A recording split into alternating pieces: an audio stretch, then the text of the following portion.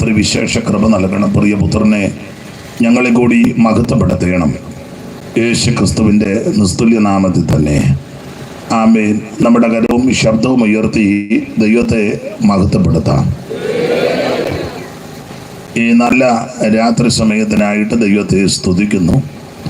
പുറകിൽ ധാരാളം ആൾക്കാർ ഇരിക്കുകയും ചിലർ നിൽക്കുകയും ചെയ്യുന്നുണ്ട്. ഇരുട്ടായതുകൊണ്ട് കാണാനും ഒക്കത്തില്ല. ഇനിയിപ്പം ഇന്ന് യോഗം തീരുന്നത് കൊണ്ട് നാളെ യോഗമുണ്ടോ? നടത്തണം. അപ്പം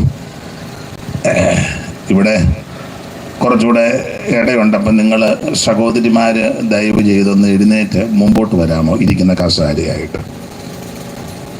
കസാരയായിട്ട് മുന്നോട്ട് പോരും. എല്ലാവരും അങ്ങ് എഴുന്നേക്ക്, എല്ലാവരും എഴുന്നേക്ക്. അപ്പം ഞാൻ 2 ശീല് പാട്ടന്നേരം പാടും. നിങ്ങളെല്ലാവരും എഴുന്നേറ്റ്.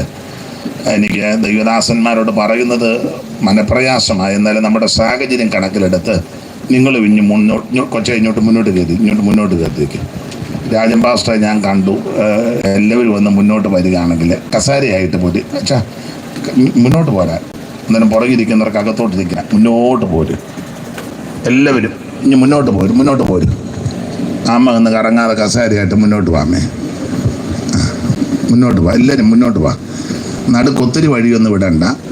എല്ലാവരും ഇങ്ങോട്ട് പോരും. മുന്നോട്ട് പോരും. ഇച്ചിരൂടെ പിന്നെ എഴുന്നേക്കേണ്ടി വരും. നിങ്ങൾ ഇനി മുന്നോട്ട് പോവാ കസാരയായിട്ട്. എല്ലാവരും ഇനി മുന്നോട്ട്. അവിടെ ഇരുന്നോ. ഇവിടെ ഇത്ര ഇടയൊന്നും ഇവിടെ ഇങ്ങോട്ട് പോവാ. കസാരയായിട്ട് ഇങ്ങോട്ട് പോരും. അപ്പം പുറകിരിക്കുന്ന പ്രിയപ്പെട്ടവർ കൂടെ ചിലക്ക് പന്തലിനകത്തോട്ടിരിക്കാം. മഞ്ഞും അടിക്കുകയില്ല. നാളെ സഭായത്തിന് ചെല്ലുമ്പോൾ തുമ്മുകയും ചീറ്റുകയില്ല.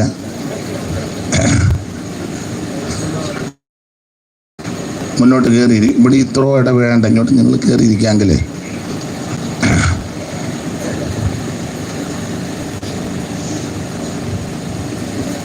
പുറകെ 2 ലൈറ്റ് വേണമായിരുന്നു. ഇന്നലെ ഇങ്ങനായിരുന്നു.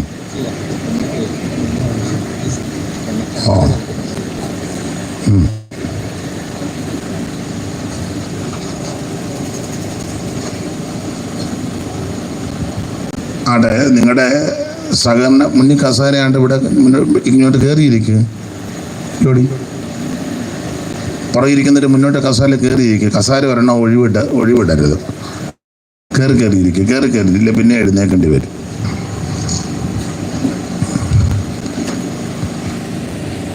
ചിലര് പിന്നെ ഇരട്ടത്തിരിക്കുന്നത് വന്നതും അറിയരുത്, ആളും അറിയരുത്. എന്നാൽ ഒന്ന് കൂടുകയും ചെയ്യാം. അങ്ങനെയുള്ളവരും ഉണ്ട്.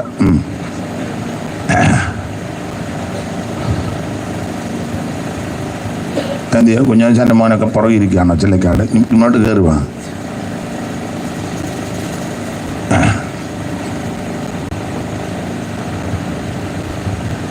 വായിച്ച തിരുവെടുത്ത് ഒരിക്കൽ കൂടി വായിച്ച് സഹായിച്ചാട്ടെ. സകല മനുഷ്യർക്കും രക്ഷാകരമായ ദൈവകൃപ ഉദിച്ചുവല്ലോ. സകല മനുഷ്യർക്കും രക്ഷാകരമായ ദൈവകൃപ ഉദിച്ചുവല്ലോ. നാം ഭാഗ്യകരമായ പ്രത്യാശയ്ക്കായിട്ടും മഹാദൈവവും നമ്മുടെ രക്ഷിതാവുമായ യേശുക്രിസ്തുവിന്റെ തേജസ്സിന്റെ പ്രത്യക്ഷയ്ക്കായിട്ടും കാത്തുകൊണ്ട് ഭക്തികേടും പ്രപഞ്ചമോഹവും വർജിച്ചിട്ട് ഈ ലോകത്തെ സുബോധത്തോടും നീതിയോടും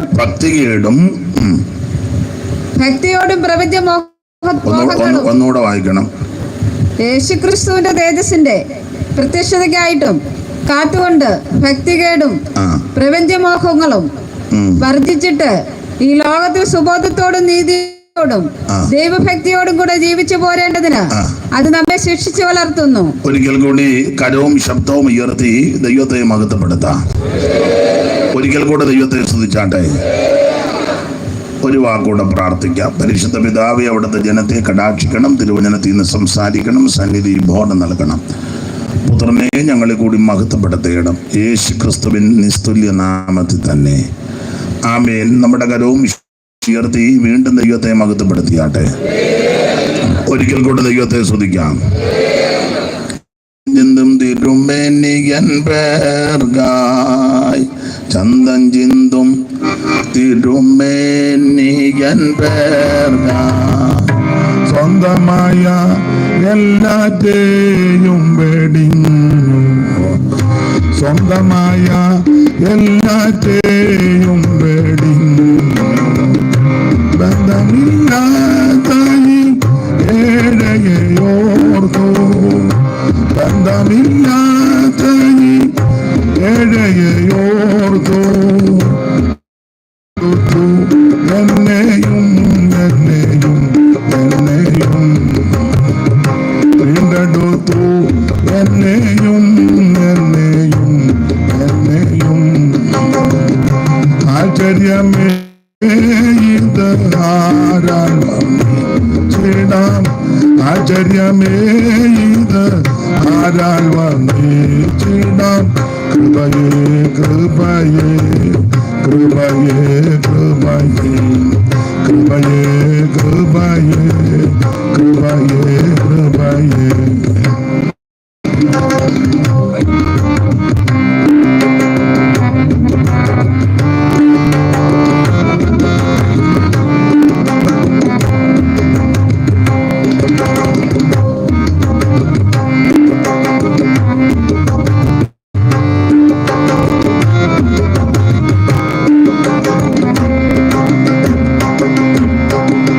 കാൽകരങ്ങൾ ഇരുമ്പാണികളാലേ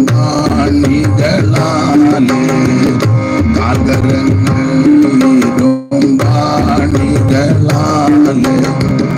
ചേർത്തടിച്ചു പരനെ മര കുരിശു ചേർത്തടിച്ചു പരനെ മര കുരിശു ൂണിക്കിടക്കുന്നു സ്നേഹസ്വരൂപൻ ൂണിക്കിടക്കുന്നു സ്നേഹസ്വരൂപൻ ആയനിക്കായി മരിച്ചു മരിച്ചു മരിച്ചു ആയനിക്കായി മരിച്ചു മരിച്ചു മരിച്ചു ആശ്ചര്യമേ ഇത് ആരാൾവന്നിടാം ആശ്ചര്യമേ ഇതു ആരാൾവന്നിടാം കൃപയേ കൃപയേ കൃപയേ കൃപയേ കൃപയേ കൃപയേ കൃപയേ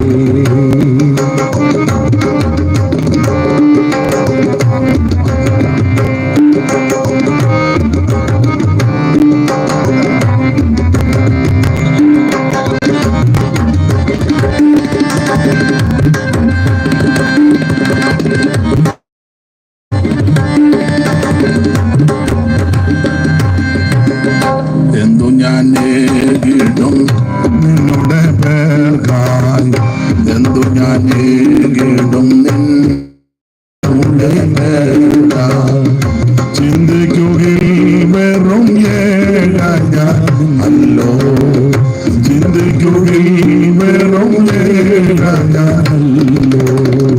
ഒന്നും എനിക്ക് വേണ്ട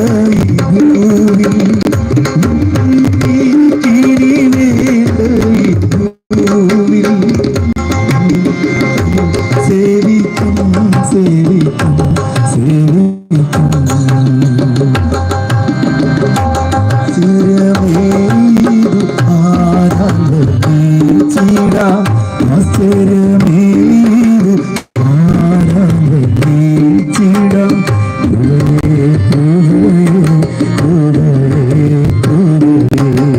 കൃപയേ കൃപയേ ആശ്ചര്യമേ ആശ്ചര്യമേ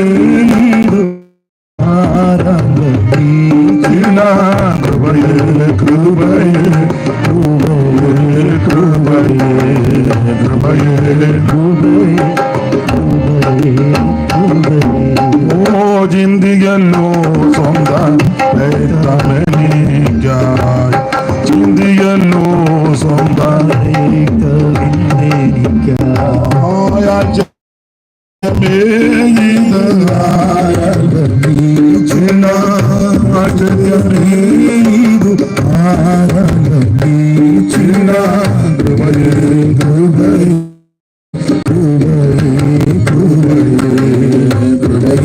കൃപയേ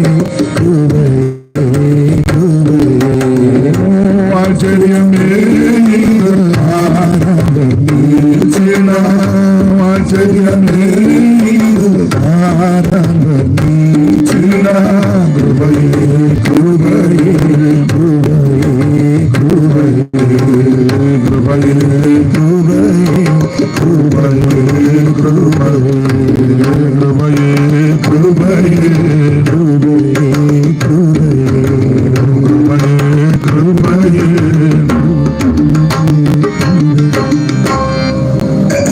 നമ്മുടെ കരം ഉയർത്തി ഒരിക്കൽ കൂടി ദൈവത്തെ മഹത്വപ്പെടുത്താം. അനുഗ്രഹപ്രദമായ ഈ നല്ല രാത്രി സമയത്തിനായിട്ട് ദൈവത്തെ പ്രധാന ചുമതല വഹിക്കുന്ന കർത്തൃദാസന്മാർ, ഇന്ന് രാത്രിയിൽ ഈ വേദം ഇവിടെ സദസ്സിലുമായിരിക്കുന്ന ആദരണീയരായ കർത്തൃദാസന്മാര് എല്ലാവരെയും പേരായിട്ട് വന്ദനം ചൊല്ലുന്നു. കൂടപ്പെട്ടിരിക്കുന്ന ദൈവമക്കൾ, സ്ഥലവാസികൾ, സമീപവാസികൾ, ശബ്ദപരിധിയിൽ ശ്രവിക്കുന്ന പ്രിയപ്പെട്ടവര്, ഗായക സംഘം, മറ്റ് ദൂരത്തിരുന്ന് ശ്രദ്ധിച്ച് കാണുകയും കേൾക്കുകയും ചെയ്യുന്നവർ ഏവർക്കും യേശു ക്രിസ്തുവിൻ്റെ നിസ്തുല്യ നാമത്തിൽ വന്ദനം ചൊല്ലുന്നു. ദൈവം എല്ലാവരെയും അനുഗ്രഹിക്കുമാറാകട്ടെ. ഇന്ന് രാത്രി ഈ സ്ഥലത്ത് വീണ്ടും കർത്താവിനെ സാക്ഷിപ്പാൻ ദൈവം നൽകിയ വിലപ്പെട്ട അവസരത്തിനായിട്ട് ദൈവത്തിന് മഹത്വം. ഈ ശുശ്രൂഷയ്ക്ക് എന്നെ ക്ഷണിച്ച കർത്തൃദാസനും ചുമതലപ്പെട്ടവർക്കും ഒരിക്കൽ കൂടി നന്ദിയും ചൊല്ലുന്നു. ദൈവം എല്ലാവരെയും അനുഗ്രഹിക്കട്ടെ. കഴിഞ്ഞ ദിവസങ്ങളിലൊക്കെ കർത്താവിൻ്റെ വിലയേറിയ ദാസന്മാരിൽ കൂടി അനുഗ്രഹിക്കപ്പെട്ടതായ തിരുവചനം കേൾക്കുവാനും അത് ഈ ദേശത്തോട് വന്നവരോട് അറിയിപ്പാനുമൊക്കെ ദൈവത്തിന് തിരുവുള്ളമുണ്ടായി. ഈ വൈകിയ വേളയിൽ നമുക്ക് വീണ്ടും ഒന്നിച്ചു കൂടുവാൻ അവസരം ദൈവം തന്നല്ലോ. കർത്താവ് എല്ലാവരെയും അനുഗ്രഹിക്കുമാറാകട്ടെ. ഇന്ന് രാത്രിയിലെ തിരുവചന ചിന്തയ്ക്ക് അടിസ്ഥാനമായിട്ട് വായിച്ചത് വളരെ പരിചിതമായ ഒരു വേദഭാഗമാണ്. അത് തീത്തോസിന്റെ ലേഖനം 2-ാം അധ്യായത്തിന്റെ 11 മുതലുള്ള തിരുവെടുത്തുകളാണല്ലോ. ഒരിക്കൽ കൂടി ഒന്ന് വായിച്ച് സഹായിക്കണമെന്ന് കർത്തൃദാസിയോട് അപേക്ഷിക്കുന്നു. സകല മനുഷ്യർക്കും രക്ഷാകരമായ ദൈവകൃപ ഉദിച്ചുവല്ലോ. നാം ഭാഗ്യകരമായ പ്രത്യാശയ്ക്കായിട്ടും ഇത് മഹാദൈവവും നമ്മുടെ രക്ഷിതാവുമായ യേശുക്രിസ്തുവിന്റെ തേജസ്സിന്റെ പ്രത്യക്ഷതയ്ക്കായി കാത്തുകൊണ്ട് വ്യക്തികേടും പ്രപഞ്ചമോഹവും വർജിച്ചിട്ട് ഈ ലോകത്ത് സുബോധത്തോടും നീതിയോടും ദൈവഭക്തിയോടും കൂടെ ജീവിച്ചു പോരേണ്ടതിന് അത് നമ്മെ ശിക്ഷിച്ചു വളർത്തുന്നു. ദൈവത്തിന് തീത്തോസിന്റെ ലേഖനം 2-ാം അധ്യായത്തിന്റെ 11 മുതൽ അതിന്റെ 14 വരെയുള്ള തിരുവെടുത്താണ് ഇവിടെ വായിച്ച് കേട്ടത്. സകല മനുഷ്യർക്കും രക്ഷാകരമായ ദൈവകൃപ ഉദിച്ചുവല്ലോ. നാം ഭാഗ്യകരമായ പ്രത്യാശയ്ക്കായിട്ടും മഹാദൈവവും നമ്മുടെ രക്ഷിതാവുമായ യേശു ക്രിസ്തുവിന്റെ തേജസ്സിന്റെ പ്രത്യക്ഷതയ്ക്കായിട്ട് കാത്തുകൊണ്ട് ഭക്തികേടും പ്രപഞ്ചമോഹങ്ങളും വർജിച്ചിട്ട് ഈ ലോകത്തിൽ സുബോധത്തോടും നീതിയോടും ദൈവഭക്തിയോടും കൂടെ ജീവിച്ച് പോരേണ്ടതിന് അത് നമ്മെ ശിക്ഷിച്ച് വളർത്തുന്നു. ഈ തിരുവെടുത്തിന്റെ അടിസ്ഥാനത്തിൽ ഇന്ന് രാത്രി ചില കാര്യങ്ങൾ നമുക്ക് വചനത്തിൽ നിന്ന് ചിന്തിക്കാം. വളരെ ശ്രേഷ്ഠരായ, ഓർപ്പിച്ചതുപോലെ പ്രഗത്ഭരായ, പ്രശസ്തരായ വചന പരിജ്ഞാനവും അറിവും ആത്മീയ പരിജ്ഞാനവും പക്വതയും ഉള്ളവരാ കഴിഞ്ഞ ദിവസങ്ങൾ ഇവിടെ ശുശ്രൂഷിച്ചത്. അവരെ ഓർത്ത് ഞാൻ ദൈവത്തെ സ്തുതിക്കുന്നു. ഈ ദിവസങ്ങളിലൊക്കെ പലയിടങ്ങളിൽ ശുശ്രൂഷകളും യാത്രകളും ഒക്കെ ഉള്ളതുകൊണ്ട് തൊണ്ടയ്ക്ക് അതിൻ്റെതായ ചില ബുദ്ധിമുട്ടുകളുണ്ട്. കാലിന് നല്ല വേദനയൊക്കെ ഉണ്ട്. അപ്പം ചിലപ്പോൾ ഞാൻ വേദന അഥവാ പ്രയാസം തോന്നുകാന്തി ഒന്ന് ഇരിക്കും. അപ്പം നിങ്ങൾ കിടന്നുകൊണ്ട് കേൾക്കരുത്, ഇരുന്നുകൊണ്ട് തന്നെ കേൾക്കണം. ഇന്ന് രാത്രിയിലെ തിരുവചന ചിന്തയ്ക്ക് വളരെ പരിചിതമായ വാക്യമാണ് വായിച്ചത്. തീത്തോസിന്റെ ലേഖനം. ഇത് ഒരു ഇടയ ലേഖനമാണ്. സാധാരണ ഇടയലേഖനങ്ങളായിട്ട് തീമോത്തിയോസിന്റെ 2 ലേഖനങ്ങളും തീത്തോസിന്റെ ലേഖനങ്ങളുമാണ് പറയുന്നത്. എന്നാൽ ഫിലേമോന്റെ ലേഖനവും ഇടയലേഖനമായിട്ട് ചെലുത്താം. അത് കാരാഗ്രഹ ലേഖനത്തിൽ പെട്ടതാ. എന്നിരുന്നാലും അതിവ് നിനക്കത്ത് ചെലുത്താം. നമുക്കറിയാം, പുതിയ നിയമത്തിലെ 21 ലേഖനങ്ങളാണ്. മൊത്തം 27 പുസ്തകം. ഇത് ഞാൻ എല്ലായിടത്തും പറയുന്ന കാര്യമാണ്. മതി മൊബൈൽ എടുത്തത്. ഇനി അത് വെക്കാം, 2 പേരും വെക്കാം. ഇനി വേദപുസ്തകം എടുക്കാം. അത് വാക്യം വായിച്ചു തരണം, ഞാൻ പറയാം.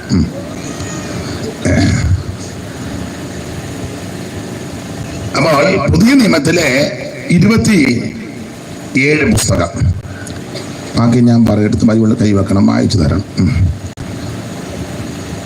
27 പുസ്തകം പുതിയ നിയമത്തിലെ. പഴയ നിയമത്തിലെ 39 പുസ്തകം. എഴുന്നേറ്റ് പോകരുത്, അവിടെ ഇരിക്കണം.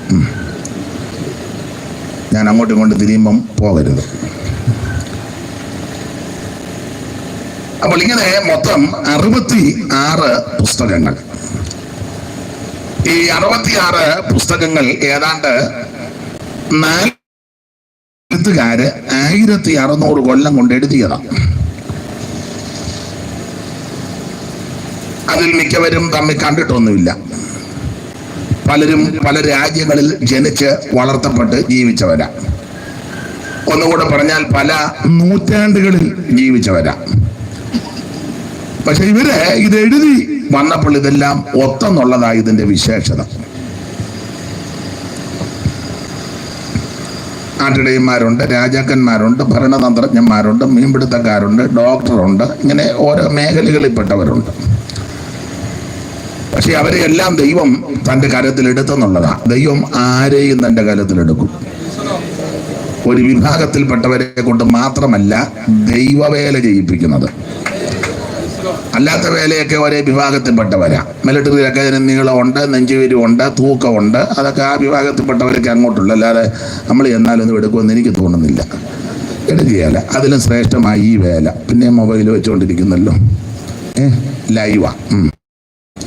ആയിക്കോട്ടെ, നമ്മളെ അതിന് കൊള്ളാം, വേലയ്ക്കും കൊള്ളാം. മിലിറ്ററിയിൽ എന്നെ നിങ്ങളെയും കൊള്ളുകയില്ല. ഈ ചിമിഴ് പോലിക്കുന്ന എന്നെ മിലിറ്ററിയിൽ എടുക്കുമോ? എന്നെ എടുക്കുകയില്ല, നിങ്ങളെ എടുക്കുകയില്ല. നമ്മളെ ഈ വേലയ്ക്ക് കൊള്ളാം.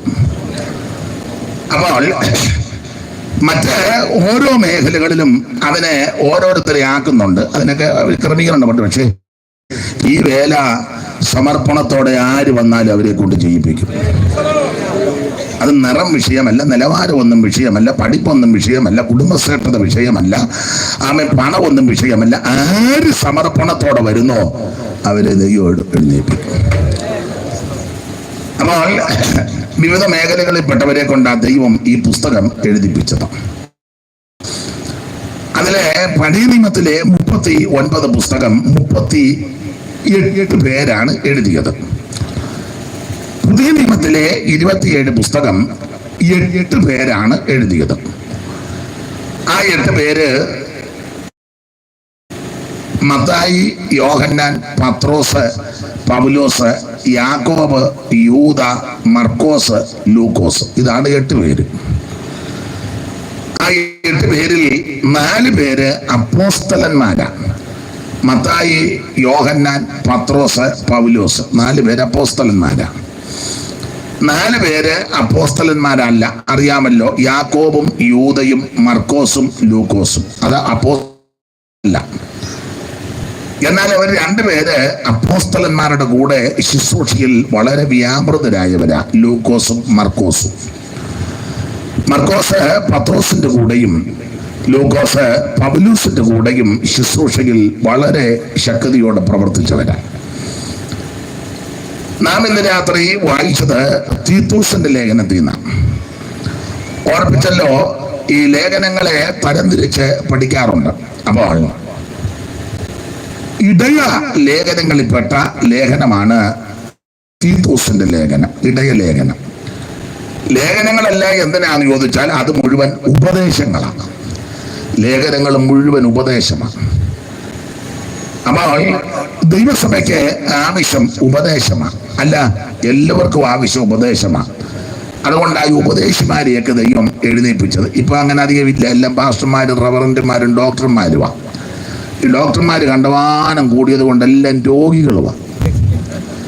അതെ, സഭയ്ക്കകത്ത് ഇപ്പൊ ഇഷ്ടംപോലെ ഡോക്ടർമാരുള്ളത് കൊണ്ട് എല്ലാത്തിനും രോഗമാണ്. സൗഖ്യമൊട്ട് നടക്കുന്നുമില്ല. കാരണം ഒത്തിരി ഡോക്ടർമാർ കൂടി. പണ്ട് അധികം ഡോക്ടർമാരില്ലായിരുന്നു, അതുകൊണ്ട് അധികം രോഗിയില്ല, ഉള്ള രോഗി സൗഖ്യമാകുകയും ചെയ്യും. ഇപ്പൊ ഇഷ്ടം പോലെ ഡോക്ടർമാരുണ്ട്, രോഗിയും കൂടുതലാ, വലിയ സൗഖ്യവും നടക്കുന്നില്ല. പിന്നെ പൊട്ട് കുഴച്ച് എവിടെയെങ്കിലും വെക്കണ്ടേ, അത് പിന്നെ കമ്പയെ കുത്തിക്കൊണ്ട് കിടക്കുക. ആട്ടെ, ഇനിയും ഡോക്ടർമാരെ എഴുന്നേൽപ്പിക്കട്ടെ. എന്തായാലും ദൈവസഭയ്ക്ക് ആവശ്യം ഉപദേശമാണ്. 21 ലേഖനങ്ങളും ഉപദേശമാണ്. 21 ലേഖനം. റോമാലേഖനം വിശ്വാസത്താനുള്ള നീതീകരണം. മോനെ എനിക്ക് ഇതൊന്ന് തിരിച്ചു വെച്ചാൽ കുഴപ്പമില്ല, ഒരു സുഖം വരുന്നില്ല. 20 എനിക്ക് ഫീഡ്ബാക്ക് ഇത് ഉള്ളോ? ഉള്ളതാട്ടെ. എവിടെ വെക്കണം? മോനെ ഇത് ഇച്ചിരൂടെ കൂട്ടാം, ഇത് കൂട്ടിയാൽ മതിയോ? ദൈവത്തിൻ്റെ മകത്ത്.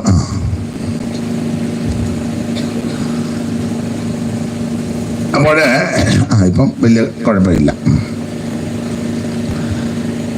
അപ്പോൾ 21 ലേഖനങ്ങളെല്ലാം ഉപദേശപരമായ വിഷയങ്ങളാണ്. ഞാൻ എല്ലാ ദിവസവും ഇങ്ങനെ പ്രസംഗവും ഉടക്കമുള്ള തൊണ്ടയ്ക്ക് നല്ല ബുദ്ധിമുട്ടുണ്ട്. അതുകൊണ്ട് നിങ്ങൾ പ്രാർത്ഥിക്കുകയും ചെയ്യണം. മോനും എന്നെ സഹായിക്കണം.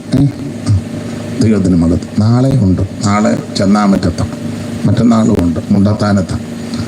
എല്ലാ ദിവസവും ഇതാ. അപ്പോൾ ലേഖനങ്ങളെല്ലാം ഉപദേശങ്ങളാണ്. റോമാലേഖനം വിശ്വാസത്താനുള്ള നീതീകരണമാണ്. അതാ റോമാലേഖനം. കൊരിന്ത് ലേഖനം നീതീകരിക്കപ്പെട്ടവരുടെ വിശുദ്ധീകരണമാണ്. ഗലാത്യ ലേഖനം വിശുദ്ധീകരിക്കപ്പെട്ടവരുടെ സ്വാതന്ത്ര്യമാണ്. ഗലാത്യ ലേഖനം കഴിഞ്ഞ ഏത് ലേഖനമാണ്? എഫേസ്യ ലേഖനം. എഫേസ്യ ലേഖനം സ്വാതന്ത്ര്യം പ്രാപിച്ചവരുടെ സ്ഥാനമാനങ്ങളാണ്. അത് കഴിഞ്ഞ ഏത് ലേഖനമാണ്? എനിക്കൊന്നും മറവിയാണ്. എഫേസ്യ ലേഖനം കഴിഞ്ഞ് ഫിലിപ്പിയ ലേഖനം ആ സ്ഥാനമാനം പ്രാപിച്ചവരുടെ സന്തോഷത്തെ കാണിക്കുന്നു. അത് കഴിഞ്ഞ് ഏത് ലേഖനാ മോനെ? വല്ല അറിവുണ്ടോ? ഒന്നും. അവൻ സത്യം പറയുന്നത് കൊണ്ട് ദൈവം നിന്നെ അനുഗ്രഹിക്കും. ഫിലിപ്പിയ ലേഖനം കഴിഞ്ഞ് കൊലോസ്യ ലേഖനമാണ്. അങ്ങനെ സന്തോഷം പ്രാപിച്ചു വരുന്നവർക്ക് അവകാശങ്ങളുണ്ട്. അതാണ് കൊലോസ്യ ലേഖനം, അവകാശമാണ്. കൊലോസ്യ ലേഖനം കഴിഞ്ഞ് ഏത് ലേഖനാ മോളെ? മൊബൈലെടുത്ത് ഫോട്ടോ എടുത്തായിരുന്നല്ലോ. ഇങ്ങോട്ട് നോക്കി കൊച്ചേ, ഇങ്ങോട്ട് നോക്കൂ കൊച്ചേ. ഏതാ? ഏതേലും ആട്ടെ, മോള് പറ. ഉറക്കെ പറ. തലയിൽ തുണിയും കൂടെ ഇട്ടു. ദൈവം നിന്നെ അനുഗ്രഹിക്കട്ടെ. അപ്പൊ ഈ തെസ്സലോനിക്ക നമ്മുടെ പ്രത്യാശയ്ക്ക് ഉതകുന്ന ലേഖനങ്ങളാണ്. അവകാശം പ്രാപിക്കുന്നവർക്ക് ഒരു പ്രത്യാശയുണ്ട്. അതാണ് 4:13 മുതൽ. ആ പ്രത്യാശയുള്ളവർക്കുള്ള ഉപദേശങ്ങളാണ് തീമോഥെയോസിന്റെ 1-2 ലേഖനവും തീത്തോസിന്റെ ലേഖനവും. സഭയിൽ വരുന്നവരുടെ നടപടിക്രമങ്ങൾ, സഭയിൽ എങ്ങനെ നടക്കണം, അങ്ങനെ എഴുതിയിരിക്കുന്ന. സഭയിൽ എങ്ങനെ നടക്കാം ഒക്കത്തില്ല, എങ്ങനെ നടക്കണം, ഏത് വിധത്തിൽ നടക്കാം ഒക്കത്തില്ല. ഇതിനകത്ത് പ്രമാണമുണ്ട്. അതാണ് തീമോഥെയോസിന്റെ 1-2 ലേഖനവും തീത്തോസിന്റെ ലേഖനവും. തീത്തോസിന്റെ ലേഖനം കഴിഞ്ഞാൽ അടുത്ത ലേഖനം ഏതാ മോളെ? മോളെ ഏതാ? അവർക്ക് വലിയ തിട്ടമില്ല. നമുക്കറിയാമോ? ഇല്ല. നിങ്ങൾക്ക് ആർക്കും പുസ്തകക്രമം അറിയാമല്ലോ? വായിക്കുന്ന അമ്മ പറഞ്ഞേട്ടമ്മേ, ഉറക്കെ പറഞ്ഞു. ഫിലേമോന്റെ ലേഖനമാണ്. ആ ഫിലേമോന്റെ ലേഖനം നമ്മുടെ പ്രതിഷ്ഠയെയും ഉറപ്പിനെയും തീരുമാനത്തെയും സമർപ്പണത്തെയും കാണിക്കും. ഒരു സമർപ്പണം വേണം. നേരത്തെ പ്രയോജനമാകാത്തവനായിരുന്നു, ഇപ്പം ഒരു സമർപ്പണവും പ്രതിഷ്ഠയൊക്കെ വേണം. ഫിലേമോന്റെ ലേഖനം കഴിഞ്ഞാൽ അടുത്തത് എബ്രായ ലേഖനം. ഇങ്ങനെയുള്ളവർക്ക് വേണ്ടി ദൈവം ചിലത് കരുതി വെച്ചിട്ടുണ്ട്. ഏറ്റവും നല്ലതൊന്ന് മുൻകരുതി വെച്ചെന്ന എബ്രായ ലേഖനത്തിൽ ഭാരപ്പെടുമെന്ന് വേണ്ട കരുതി വെച്ചിട്ടുണ്ട്. എബ്രായ ലേഖനം കഴിഞ്ഞാൽ പിന്നെ അടുത്ത ലേഖനം യാക്കോബിന്റെ ലേഖനം. ഇങ്ങനെ കരുതലൊക്കെ പ്രാപിച്ചവരും കരുതൽ അനുഭവിക്കുന്നവരൊക്കെ വല്ലതുമൊക്കെ ചെയ്യണം. റോമാലേഖനം തന്നെ പറഞ്ഞുകൊണ്ടിരുന്നാൽ പോരാ. അതാകുമ്പം പിന്നെ പറയാം വിശ്വാസത്താലുള്ള കണ്ണടച്ച് വിശ്വസിച്ച് ഉറക്കൂടും ആഴമായി വിശ്വസിക്ക് കിട്ടുമെന്ന് ഇങ്ങനെ ഞരമ്പ് പിടപ്പിച്ചാൽ പോരാ. അല്ലോ ഒക്കെ പ്രവർത്തിക്കണം. ഞാൻ വരുന്നുണ്ട്, ആ ഭാഗത്തേക്ക് വരുന്നുണ്ട്. അതാണ് യാക്കോബ് പുസ്തകക്രമം നോക്കിയിരിക്കുക. ഞാൻ ചോദിക്കുമ്പോൾ തെറ്റാതെ പറയാം. ഞാൻ കണ്ടു മൊബൈലിലൊക്കെ കണ്ടു. ഇനിയും ചോദിക്കുന്നില്ല, ഞാൻ ഇനി അവരോടാ ചോദിക്കുന്നത്. പുള്ളി ഓർത്ത് ഇയോടെ ഇത് മെനക്കേടായല്ലോ, ഇയാൾ വയ്യാവേലിയാണല്ലോ. എന്നാലും നോക്കുന്ന നല്ലതാ. അപ്പോൾ നമുക്ക് വേണ്ടി ദൈവം കരുതുന്നവരെ പ്രവർത്തിക്കണം. അതാണ് യാക്കോബിന്റെ ലേഖനം. അത് കഴിഞ്ഞ് ഉറക്കെ പറ. പത്രോസിന്റെ 2 ലേഖനങ്ങളാണ്. അത് ഭാവി പ്രത്യാശയെ കാണിക്കുക. നമ്മുടെ പ്രത്യാശ വളരെ ശ്രേഷ്ഠമായി, ജീവനുള്ള പ്രത്യാശ. നമ്മുടെ ആർക്കും പ്രത്യാശയില്ല. നമ്മുടെ ആൾക്കാരെന്ന് ഞാൻ പറഞ്ഞ് രക്ഷിക്കപ്പെട്ട് സ്നാനപ്പെട്ട് അഭിഷേകം പ്രാപിച്ച് വേർപാട് പാലിച്ച് ജീവിക്കുന്ന വിശുദ്ധന്മാരുടെ കാര്യമാണ് നമ്മുടെ ഞാൻ അങ്ങനെ ഇടയ്ക്കിടയ്ക്ക് നമ്മുടെ എന്ന് പറയുമ്പോൾ അങ്ങനെ ഉദ്ദേശിക്കുക. അല്ലാതെ ഇത് നമ്മുടേത് അത് മറ്റേത് അങ്ങനെ ചിന്തിക്കരുത്. മൊത്തം നമ്മുടെയാണ്. അപ്പോൾ നമ്മുടെ പ്രത്യാശ ജീവനുള്ള പ്രത്യാശ. ഈ പ്രത്യാശ ഇതര ആൾക്കാർക്കില്ല. അതിന്റെ ഒരു കാര്യം, ക്രിസ്തുവിൽ മരിച്ച മൃതന്മാർ കാഹളം ധ്വനിക്കുമ്പോൾ പുത്തൻ ശരീരത്തോടെ വരും. എന്നാൽ ചിലര് ധരിക്കുന്നത് ഈ ശരീരത്തോടല്ല, ഏതാ വേറെ രൂപത്തിലും ഭാവത്തിലും ഒക്കെ വന്ന് വാലാട്ടുകയും കൂകുകയും അപ്പച്ചനാന്ന് തോന്നും. ഇങ്ങനൊക്കെ ചെല്ലി പറയും. പക്ഷെ നമ്മുടെ പ്രത്യാശ വളരെ വലുതാ, നല്ലതാ. അത് നമുക്ക് ആ ഭാഗത്തേക്ക് ഇപ്പൊ പോകണ്ട. വലിയ പ്രത്യാശ. അതാണ് പത്രോസിന്റെ ലേഖനം. ജിപിയങ്കാര് ഒരു പാട്ട് പാടും, നിങ്ങൾക്ക് അറിയാവുന്നതാണ്. എന്നെ ഒന്ന് സഹായിക്കണം, ഒരു ശ്വാസം കിട്ടുന്നില്ല, ബുദ്ധിമുട്ടുണ്ട്, എന്നാ സങ്കടം. പാടിക്കോണം, എൻ്റെ കൂടെ പാടണം. പ്രത്യാശയോടിവിടം വിട്ടക്കരെ നടത്തിയ എത്രയോ പരിശുദ്ധന്മാർ കാത്തു നിൽക്കുന്നു. പ്രത്യാശയോടിവിടം വിട്ടക്കരെ നടത്തിയ എത്രയോ പരിശുദ്ധന്മാർ കാത്തു നിൽക്കുന്നു. വന്നിടും വിശ്രാമം എത്തിടുവാനുണ്ടോ കാലദൈർഘ്യം എത്ര ഞാൻ ഓടണം ചൊല്ലിടുക ആത്മാവേ ആശ്വാസത്തിനാ ഉണ്ടോ ഇനി കാലദൈർഘ്യം.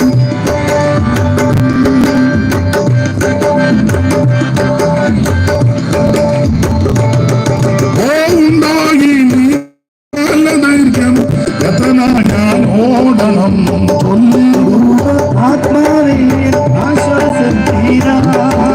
മായാലോകെ പോരാടുന്ന ശക്തിയാകവേ നിത്യം ജയിച്ചപ്പൻ പാത തീർത്തിടേണം.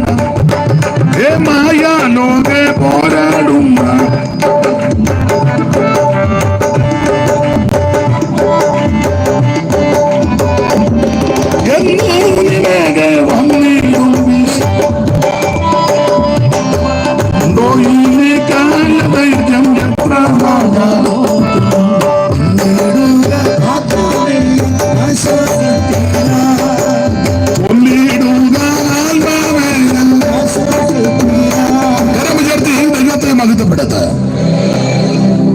അതാണ് നമ്മുടെ പ്രത്യാശ.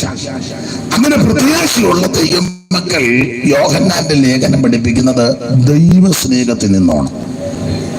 അണുവട മാറരുത്. ആ സ്നേഹം എല്ലാം ക്ഷമിക്കുന്ന, പൊറുക്കുന്ന, സഹിക്കുന്ന ആ സ്നേഹം അതായിരിക്കണം നമ്മിൽ വ്യാപരിക്കുന്നത്. ആ സ്നേഹത്തിൽ അടിയുറച്ചു നിൽക്കുന്ന യൂദ പഠിപ്പിക്കുന്നത് വീഴാതെ വണ്ണം നമ്മെ നിർത്തും.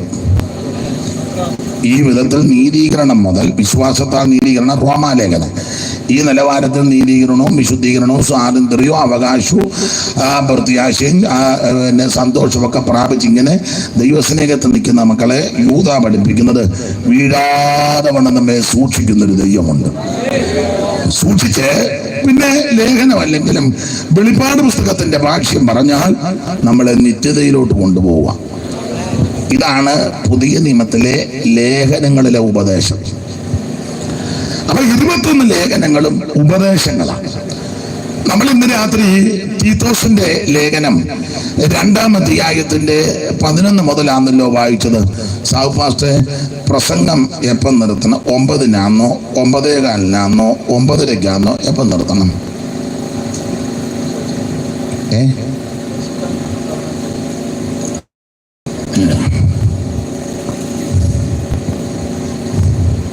നാളെ നമുക്ക് സഭായോഗം ഉള്ളതല്ലേ, അപ്പോൾ ഒരു 9:30 ആകുമ്പോൾ നിർത്താം. എന്താ?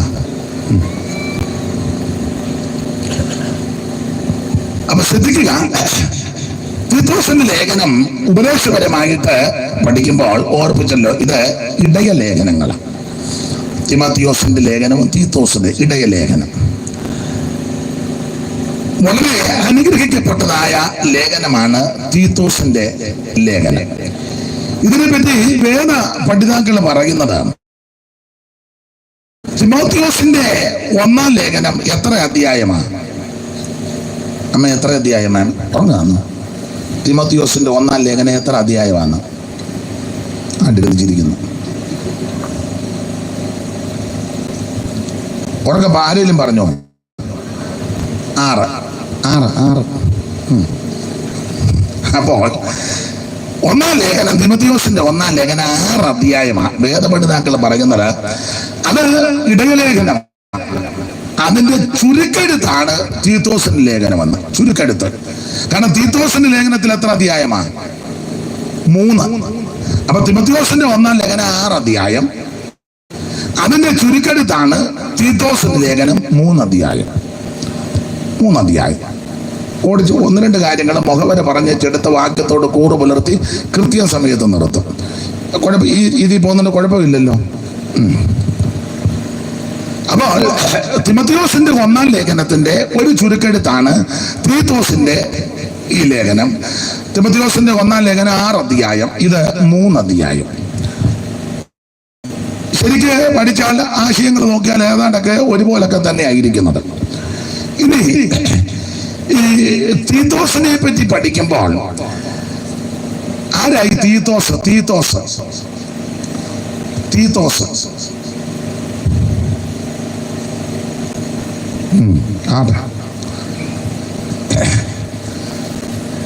തീത്തോസിന്റെ ശരിയായ ഇങ്ങനെ പറഞ്ഞത് തീത്തോസ് ജസ്റ്റസ് എന്നാണ്. തീത്തോസിന്റെ, എനിക്ക് ഇംഗ്ലീഷ് വലിയ വശമില്ല, തെറ്റുകാണെ പറയണം. വലിയ വശമില്ല, വലിയ വശമൊന്നുമില്ല, വശമേ ഇല്ല. അപ്പോൾ തീത്തോസ് ജസ്റ്റസ്, അങ്ങനെ ഇദ്ദേഹത്തിന്റെ പൂർണ്ണ നാമമെന്നാ പറയുന്നത്. അതിന് ഒരു തെളിവുണ്ട്, ഒന്ന് വായിച്ചു. കൊരിന്ത്യർ അപ്പോസ്തല പ്രവൃത്തി 18:7 തോന്നുന്നു. ഒന്ന് വായിച്ചേ. അപ്പോസ്തല പ്രവൃത്തി 18:7.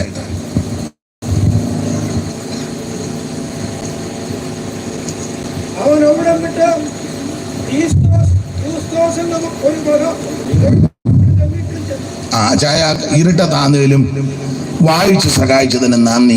ദൈവം അതിൻ്റെ കേട്ടെ. ഇനി വെട്ടത്തിരിക്കുന്നവരൊന്ന് വായിച്ചേ. വായിക്കാം.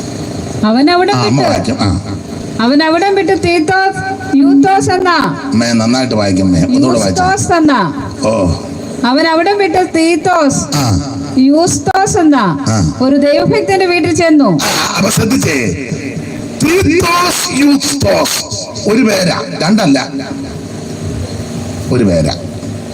തീത്തോസ്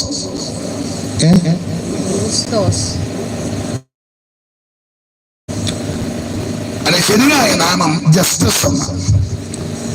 അപ്പൊ ഇദ്ദേഹത്തിന്റെ പൂർണ്ണ പേരതാ, തീത്തോസ് ജസ്റ്റസ്. നല്ല പേരാ അല്ലയോ? ഇദ്ദേഹത്തെ പറ്റി 1-2 കാര്യം പറഞ്ഞ് അങ്ങ് വിട്ടേക്കാം.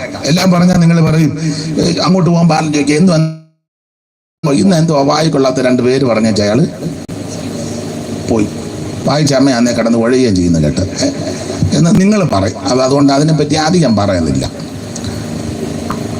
അപ്പൊ തീത്തോസ് യൂസ്തോസ്, യൂസ്തോസ് എന്ന പേര് ചിലര് കേട്ടിട്ടുണ്ട്, ഇല്ലയോ? 3-4 യോസേപ്പാ പറയുന്നത് അവര്. അതേതാന്ന് ഇപ്പം ഞാൻ പറയുന്നില്ല. യാ ഈ യോ യു അറിയാമോ?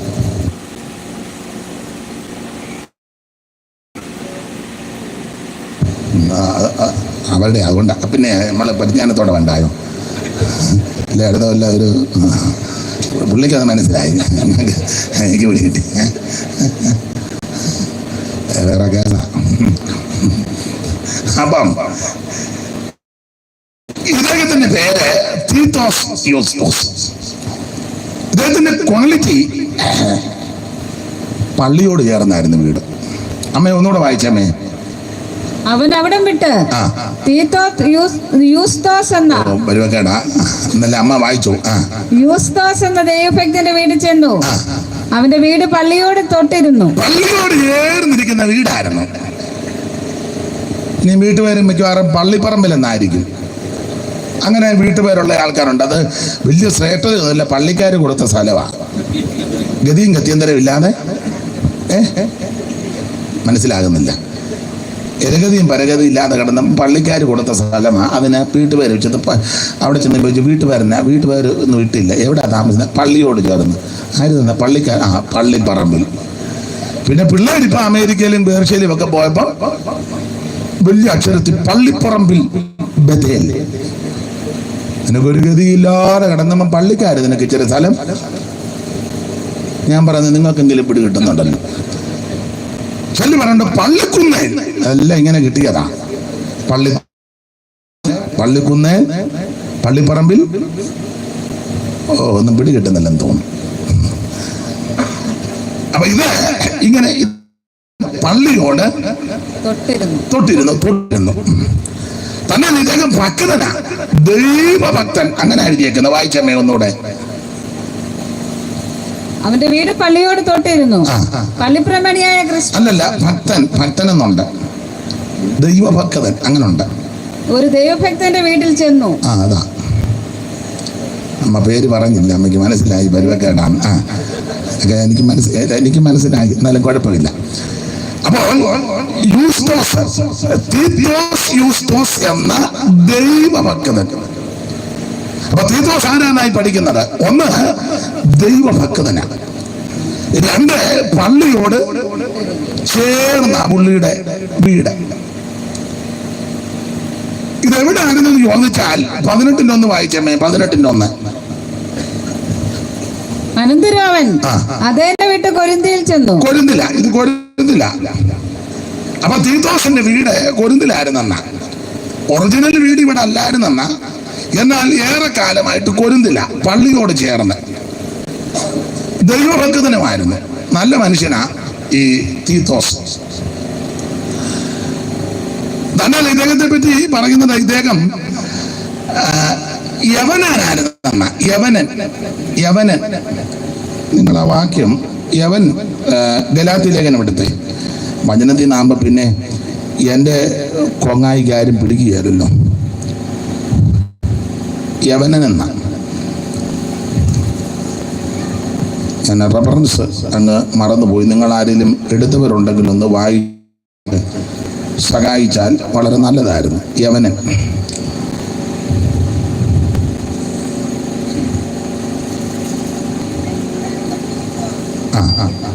ആ റെഫറൻസ് എത്രയാ സഹോദരി? ഗലാത്യർ 2:3 അല്ലയോ? ഒന്നുകൂടെ വായിച്ച്. ആ വായിച്ച സഹോദരി ഒന്ന് എഴുന്നേറ്റേ കാണട്ടെ. അതിൽ പെട്ടെന്ന് വായിച്ച് സഹായിച്ചല്ലോ. ആരാന്നോ? ദൈവം അനുഗ്രഹിക്കട്ടെ. അമ്മ ഒന്ന് വായിച്ചമ്മേ. 2:3. എന്റെ കൂടെയുള്ള തീത്തോസ് യവനെങ്കിലും പരിച്ഛേദന ഏൽപ്പാൻ അവനെ ആരും നിർബന്ധിച്ചില്ല.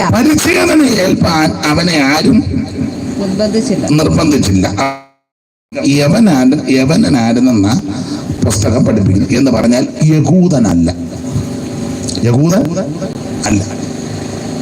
യഹൂദനല്ലാത്ത മുഴുവനും ജാതിയ. പിന്നെ ഒരു ഗ്രൂപ്പ് ഉള്ളത് ദൈവസഭയാണ്. അതെ, ചില ആൾക്കാർ പറയാറുണ്ട് ഞങ്ങളും യഹൂദന്മാരാണ്. എന്നോട് ഒരാൾ പറഞ്ഞു ഞങ്ങളും യഹൂദനാ, വറകലം പോലെ ആയിരിക്കുന്നു നമ്മൾ അടുപ്പത്ത് വെക്കുന്ന. എന്നാ ഇത്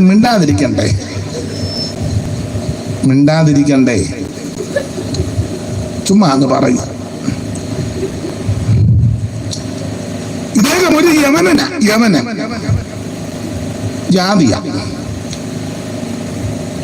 അപ്പോൾ ഇദ്ദേഹത്തെ പറ്റി ചെറിയ പാഠം തരുന്നേ ഉള്ളൂ. ഒന്ന്, ദൈവഭക്തൻ. രണ്ട്, പള്ളിയോട് ചേർന്ന വീട്. മൂന്ന്, യവനന്. നാല്, നമ്മള് കൊരിന്ത്യ ലേഖനം പഠിക്കുമ്പോൾ ദൈവസഭയുടെ കാര്യങ്ങൾക്കൊക്കെ ഈ ധർമ്മശേഖരം പിരിക്കാനായിട്ട് പുള്ളി ആദ്യം ഉത്സാഹിച്ച ആളാണ്. ഒരാളുടെ ക്ഷീണവും പ്രയാസവും ഒരു സഭയ്ക്ക് ഒരു ക്ഷീണം, അപ്പം മുന്നോട്ടിറങ്ങി അതിന് സഹായം ചെയ്യാൻ പുള്ളി വളരെ മുന്നിട്ടിറങ്ങിയ ആളാ തീത്തോസ്. നമ്മള് പിന്നെ അവിടുന്ന് പിരിച്ചോണ്ട് എന്തെങ്കിലും പോകാനാ ഉദ്ദേശിക്കുന്നത്. ഇച്ചിരി ക്ഷീണമാ, കൊടുക്ക് എന്നാ കിട്ടും. ഇതാ നമ്മുടെ വാക്യം. തീത്തോസ് ദൈവഭക്തനായ ഒരു മനുഷ്യനാണ്. തന്നെയുമല്ല, നിങ്ങൾ എല്ലാ വാക്യവും എടുപ്പിക്കുന്നില്ല. യെരുശലേമിലെ ആദ്യത്തെ സുന്നകദോസിനെ പൗലോസ് തീത്തോസിനെയും കൊണ്ടുപോയായിരുന്നു. അങ്ങനെ ആ പുസ്തകം ഇവിടെ തീത്തോസിനെ കൊണ്ടുപോകാൻ കാരണം പരിച്ഛേദനവാദികളും അതല്ലാത്തവരും കൂടുക, പ്രശ്നം പരിഹരിക്കാൻ പോവുക. അപ്പോൾ ജാതികളിൽ നിന്ന് രക്ഷിക്കപ്പെട്ടു വരുന്നവരും പരിച്ഛേദന ഏൽക്കണമെന്ന് യഹൂദ മതത്തിൽ നിന്ന് രക്ഷിക്കപ്പെട്ടവർക്കൊരു വാദം. അപ്പൊ ഈ വാദം പൊളിക്കാനും ഇത് ശരിയായിട്ടുള്ളത് സ്ഥാപിക്കാനും കൂടെ പൗലോസും കൂടെ പോയപ്പം യവനനായ തീത്തോസിനെയും കൂടെ കൊണ്ടുപോയി. കാരണം പുള്ളി ഉണ്ടെങ്കിൽ കൃത്യം കാര്യം പറയും. അവരുടെ മനോഭാവം, അവരുടെ സ്ഥിതി എന്നാ പൗലോസ് കൊണ്ടുപോയത്. തന്നെയുമല്ല, തീത്തോസിന്റെ വേറൊരു ക്വാളിറ്റി, കൊരിന്ത്യർക്കെഴുതിയ 2-ാം ലേഖനം പുള്ളിയുടെ കയ്യിലാണ് കൊടുത്തു വിട്ടത്. അപ്പൊ ആദ്യത്തെ പ്രശ്നം ഒന്ന് പരിഹരിച്ചു. അപ്പൊ പ്രശ്നം നമ്മൾ പ്രശ്നം ഉണ്ടാക്കാൻ ഒരു പ്രശ്നമില്ലാത്ത സഭയിലോട്ട് ചിലരെ വിട്ടെ ഒരാഴ്ചക്കകം അവിടെ പ്രശ്നമായി.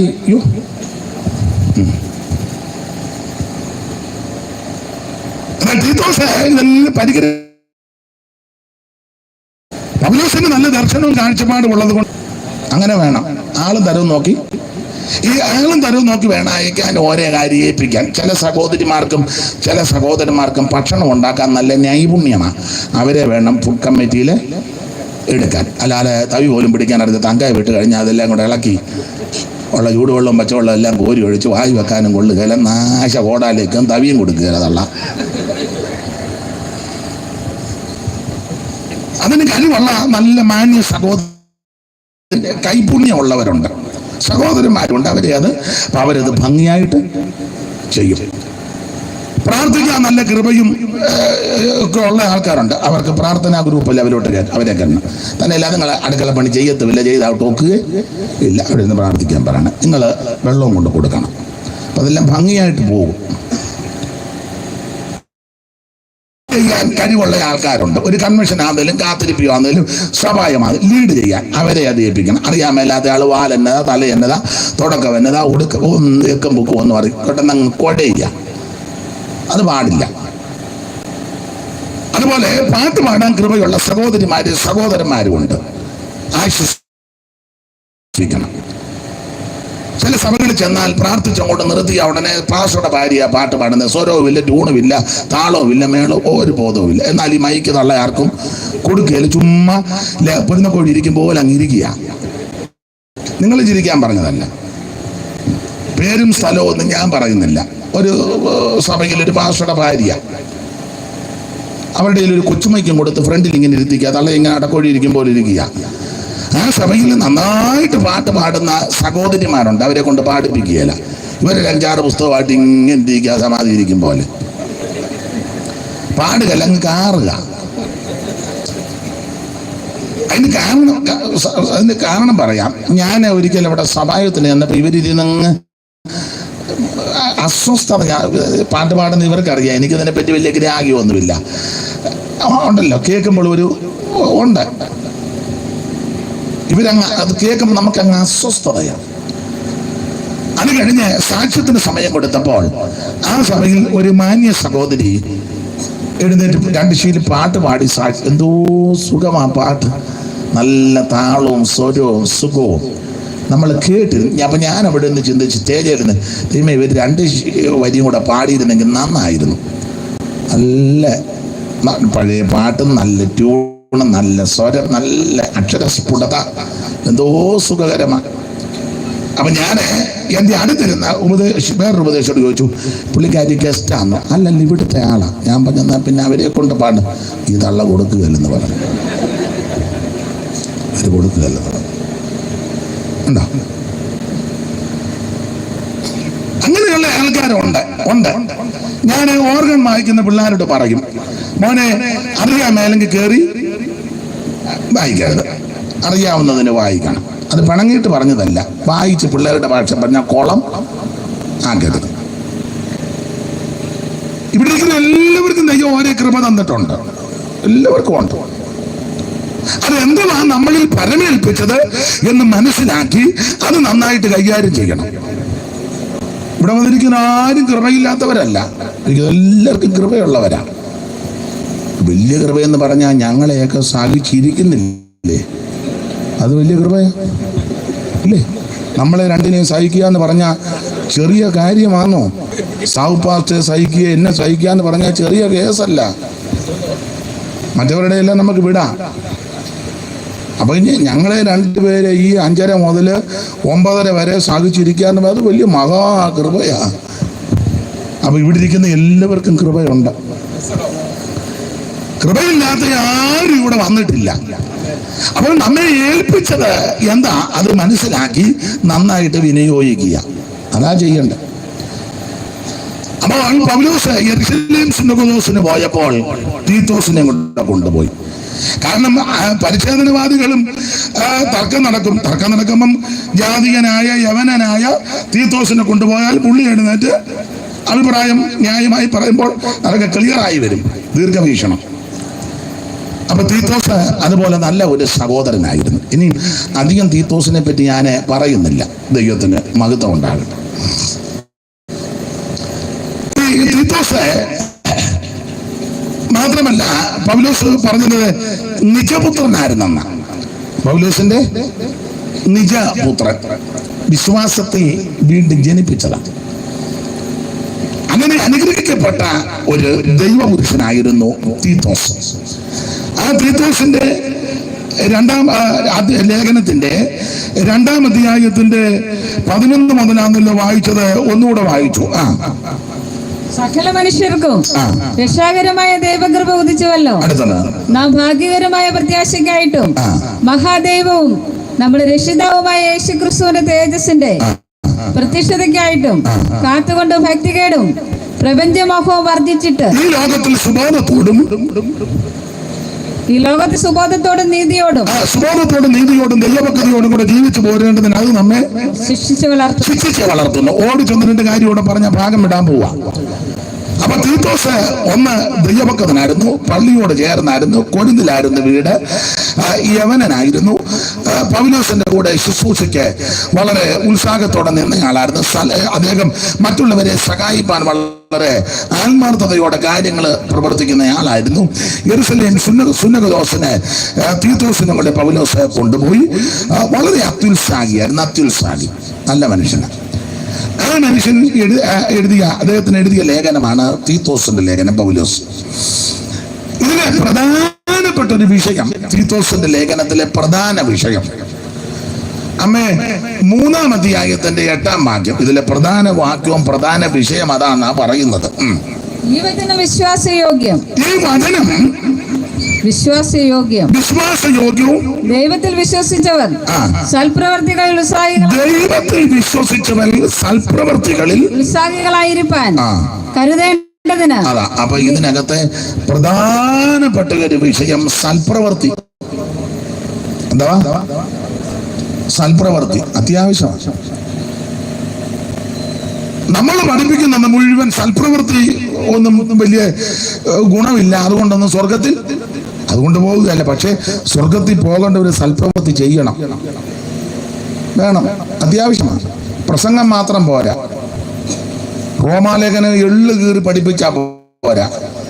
ചെല്ലും എടുക്കുന്ന മുഴുവൻ റോമാലേഖനമാണ്, ഒന്നും ചെയ്യണ്ടല്ലോ, വിശ്വാസം പറഞ്ഞ് ചെങ്ങ് പോയാൽ പോരെ. എവിടെ പോയാലും റോമാലേഖനമാണ്. കാരണം അത് മതി, വിശ്വാസം കണ്ണടച്ച് വിശ്വസിക്കണം, എല്ലാവരും വിശ്വസിച്ചാട്ട് ഒരിക്കൽ കൂടെ. ഇതൊക്കെയല്ലേ പഠിപ്പീര്? അല്ല, വിശ്വാസത്താൽ നീതീകരണം പ്രാപിച്ച ദൈവമക്കൾ സൽപ്രവൃത്തി ചെയ്യുന്നവരായിരിക്കണം, അത്യാവശ്യമാണ്. പ്രവൃത്തിയില്ലാത്ത വിശ്വാസം നിർജീവമാണ്. എന്തിനാ? നിങ്ങൾ ഈ ലേഖനം പഠിച്ചാൽ പല വാക്യമുണ്ട്. സൽപ്രവൃത്തി, സൽപ്രവൃത്തി. അമ്മേ 2:7 എന്ന് വായിച്ചമ്മേ. 2:7. വിരോധി നമ്മെ കൊണ്ട് ഒരു തിന്മയും പറവാൻ വകയില്ലാതെ ലജ്ജിക്കേണ്ടതിന് സകലത്തിലും നിന്നെ തന്നെ സൽപ്രവർത്തികൾക്ക് മാതൃകയാക്കി. സൽപ്രവർത്തികൾക്ക് മാതൃകയാക്കണം. ആര് മാതൃകയാക്കണം? നമ്മൾ സൽപ്രവൃത്തി ചെയ്യുമ്പോൾ മറ്റുള്ളവർക്ക് നമ്മളൊരു മാതൃകയാകണം. എന്ന് പറഞ്ഞാൽ അവര് ചെയ്യുന്ന കണ്ടുകൊണ്ട് നമ്മൾ ചെയ്യല്ല, നമ്മൾ ചെയ്യുന്ന കണ്ടുകൊണ്ട് അവര് ചെയ്യണം. ഇതാ പുസ്തകത്തിലെ പ്രമാണം. പക്ഷെ ഇന്ന് നേരെ തല തിരിഞ്ഞ അവര് ചെയ്യുന്ന നമുക്ക്, അവര് മറ്റേ മാർത്തോമക്കാർ കിറ്റ് കൊടുക്കുന്നു, എന്നാൽ നമുക്ക് കൊടുക്കാം. BJPക്കാർ കിറ്റ് കൊടുക്കുന്നു, നമുക്ക് വന്നാൽ കൊടുത്തു കൊള്ളാം. അങ്ങനല്ല, നീ കൊടുക്കുന്ന കണ്ട് അവര് ചെയ്യണം. അതാ വേദപുസ്തകത്തിലെ പ്രമാണം. നമ്മളായിരിക്കണം ഇതിന് മാതൃക. പണ്ടൊക്കെ പുരാതന തറവാടുകളിലൊക്കെ രാത്രി വിളിച്ചു കൊല്ലും, അത്താഴ ഭക്ഷണിക്കാർ വല്ലവരും ഉണ്ടോ എന്ന്. പണ്ടൊക്കെ ഉറക്കെയായി, ഇപ്പൊ പതൊക്കെ അത്താഴ ഭക്ഷണിക്കാർ വല്ലവരും ചോദിച്ചെന്ന് പറയുകയും ചെയ്യാം. ആരുമോട്ട് അങ്ങനല്ല, വിളിച്ചു ചോദിക്കും ഉറക്കെ. ഞാനും നിങ്ങളും മാതൃകയാകണം സൽപ്രവൃത്തിക്ക്. എല്ലാ വാക്യങ്ങളും പഠിപ്പിക്കുന്നില്ല, 2 പദമെന്ന് പറയുന്നതുള്ളൂ. ആ 2-ാം അധ്യായത്തിന്റെ 14 വായിച്ചേ. 2:14. അവൻ നമ്മിൽ സകല അധർമ്മത്തിൽ നിന്നും വീണ്ടെടുത്തു, സൽപ്രവൃത്തികളിൽ ശുഷ്കാന്തിയുള്ളവരുമായിരിക്കണം. സൽപ്രവൃത്തിക്ക് മാതൃക വേണം, സൽപ്രവൃത്തി ചെയ്യാൻ. വല്ലപ്പോഴും വന്ന് എഴുതി വെച്ച് പിന്നെ മിണ്ടാതിരിക്കുകയല്ല. ചെല്ലിപ്പടത്തിലെ 82 ഞാൻ സ്തോത്രം ചില കാര്യങ്ങൾ ചെയ്തു, പിന്നെ ഇന്ന് വരുന്നു. ഞാൻ ഇറങ്ങിയ കാലത്ത് എന്തെല്ലാം ചെയ്തു, ഇപ്പം എല്ലാം ചെയ്യുന്നുണ്ടോ? അങ്ങനല്ല, ശുഷ്കാന്തിയുള്ളവരായിരിക്കണം. അപ്പോൾ സൽപ്രവൃത്തിക്ക് മാതൃക വേണം, സൽപ്രവൃത്തിക്ക് ശുഷ്കാന്തി വേണം. 3:1 വായിച്ചേ. 3:1. വാഴ്ചകൾക്കും അധികാരങ്ങൾക്കും കീഴടങ്ങി അനുസരിപ്പാനും സകല സൽപ്രവൃത്തികൾക്ക് ഒരുങ്ങിയിരിപ്പാനും. സൽപ്രവൃത്തിക്ക് ഒരുങ്ങിയിരിക്കണം. അതാ ഇതിലെ പ്രധാന വിഷയം സൽപ്രവൃത്തിയാണ്. സൽപ്രവൃത്തിക്ക് ഒരുങ്ങിയിരിക്കണം, മുങ്ങരുതെന്ന. ഈ ആഴ്ച സഭയിലെ ചില ആൾക്കാർക്ക് സഹായം ചെയ്യാൻ ഒരു പിരിവെടുക്കുക, അന്ന് പോകുകയല്ല, നേരത്തെ അറിവ് കിട്ടിയാൽ. അങ്ങനല്ല, ഒരുങ്ങിയിരിക്കണം. ചിലപ്പോൾ 50 പൈസയേ ഉള്ളൂ, അല്ലെ 1 രൂപ മതി, ഒന്ന് ഭാഗമാക്കാതെ ഒരുങ്ങിയിരിക്കണം. അപ്പൊ മാതൃകയായിരിക്കണം, ശുഷ്കാന്തി ഉണ്ടായിരിക്കണം, ഒരുങ്ങിയിരിക്കണം. ഇനി 8-ാം വാക്യം വായിച്ചേ അമ്മേ. ഈ വചനം വിശ്വാസയോഗ്യം. ഈ വചനം വിശ്വാസ യോഗ്യം. പിന്നെ ദൈവത്തിൽ വിശ്വസിച്ചവർ സൽപ്രവർത്തികളിൽ ഉത്സാഹികളായിരിക്കാൻ. ദൈവത്തിൽ വിശ്വസിച്ചവർ സൽപ്രവർത്തികളില് ഉത്സാഹികളായിരിക്കാൻ കരുതേണ്ടതിന് നീ ഇത് ഉറപ്പിച്ചു പറയണമെന്ന് ഞാൻ ഇച്ഛിക്കുന്നു. അപ്പോൾ ഈ ലേഖനത്തെ പ്രധാനപ്പെട്ട ഒരു വിഷയം സൽപ്രവർത്തിയാണ്. പെന്തക്കോസ്തുകാരോട് പറയാം, സൽപ്രവൃത്തിക്ക് ഒരു മാതൃകയായിരിക്കണം നിങ്ങൾ. പ്രസംഗിച്ചാൽ മാത്രം പോരാ, വാക്യമെല്ലാം കുറെ പറഞ്ഞുകൊണ്ട് കാര്യമായില്ല. വേദ പണ്ഡിതൻ എന്ന് പേര് കിട്ടിയിട്ടും വലിയ ചെല്ലെ പറ്റി അങ്ങനെ പറയത്തില്ല. അയ്യോ സ്വർണ്ണ നാവ് നല്ലതാ, സൽപ്രവൃത്തി ചെയ്യണം. സൽപ്രവൃത്തിക്ക് മാതൃകയുണ്ടായി, ഒരുങ്ങിയിരിക്കണം, ഉത്സാഹം ഉണ്ടായിരിക്കണം. ഇതൊക്കെ നമ്മളെ കുറിച്ച് ദൈവം ഇഷ്ടപ്പെടുന്നതാണ്. ഞാൻ എപ്പോഴും പറയും 10 തേങ്ങ ഇട്ടാൽ അപ്പുറത്തുകാർക്ക് ഇല്ലെങ്കിൽ ഒരെണ്ണം കൊടുക്കണം. ഒന്ന് വെയ്ത്തോമ്പിലും 8 മതി. എന്നാ മിണ്ടുന്നില്ല.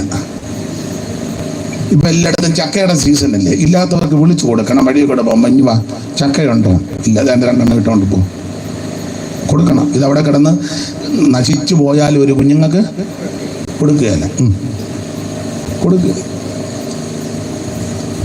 മാമ ഒരു ചക്ക, അയ്യോ ഇത് പിള്ളേർക്ക് വേണ്ടി ഇട്ടിരിക്കുക, പിള്ളേരെന്ന് വരും ഡിസംബറിൽ ചക്കയപ്പളാ, ഈ ചക്ക ഡിസംബർ വരെ അവിടെ കിടക്കുമോ? തള്ള കൊടുക്കുകയല്ല. അത് മുഴുവൻ അയ്യോ കയ്യറത്ത ഉപ്പ് തേക്കാത്ത ആൾക്കാരുണ്ട്, ഉണ്ട്. ഞാൻ ഞങ്ങളുടെ സഭയിലുമൊക്കെ പറയും, വീട്ടിൽ നല്ല ഭക്ഷണമൊക്കെ ഉണ്ടാക്കുമ്പോൾ അയലത്തുകാർക്കൊക്കെ കൊടുക്കണം വിളിച്ച്, അല്ല തന്നെ തിന്നങ്ങ് വിളിച്ച് കൊടുക്കണമെന്ന്. അപ്പുറത്തെ വീട്ടിൽ പിള്ളേരും പ്രായമുള്ളവരൊക്കെ അടുത്തടുത്ത് വീടുണ്ടെങ്കിൽ, ദൂരോട്ടാണെങ്കിൽ ചിലപ്പോൾ ഒത്തൊന്ന് വരികയല്ല, അടുത്തടുത്ത് ലക്ഷം വീടും അതുപോലെ അടുത്തടുത്ത് വീടുകളൊക്കെ എന്തെങ്കിലും ഉണ്ടാക്കുമ്പോൾ അവിടെ ഇച്ചിരി കൊടുക്കും. ഒത്തിരി ഒന്നും കൊടുക്കാൻ ചിലപ്പോൾ ഒത്തൊന്ന് വരികയല്ല, എന്നാലും ഒരു ഇച്ചിരി ഇതിന് അടിക്കുകയല്ലേ, അങ്ങോട്ടും ഇങ്ങോട്ടൊക്കെ കൊടുക്കണം, ചെയ്യണമെന്ന്.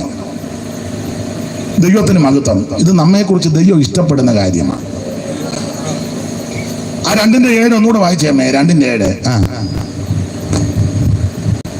വിരോധി നമ്മെ കൊണ്ട് ഒരു തിന്മയും പറവാൻ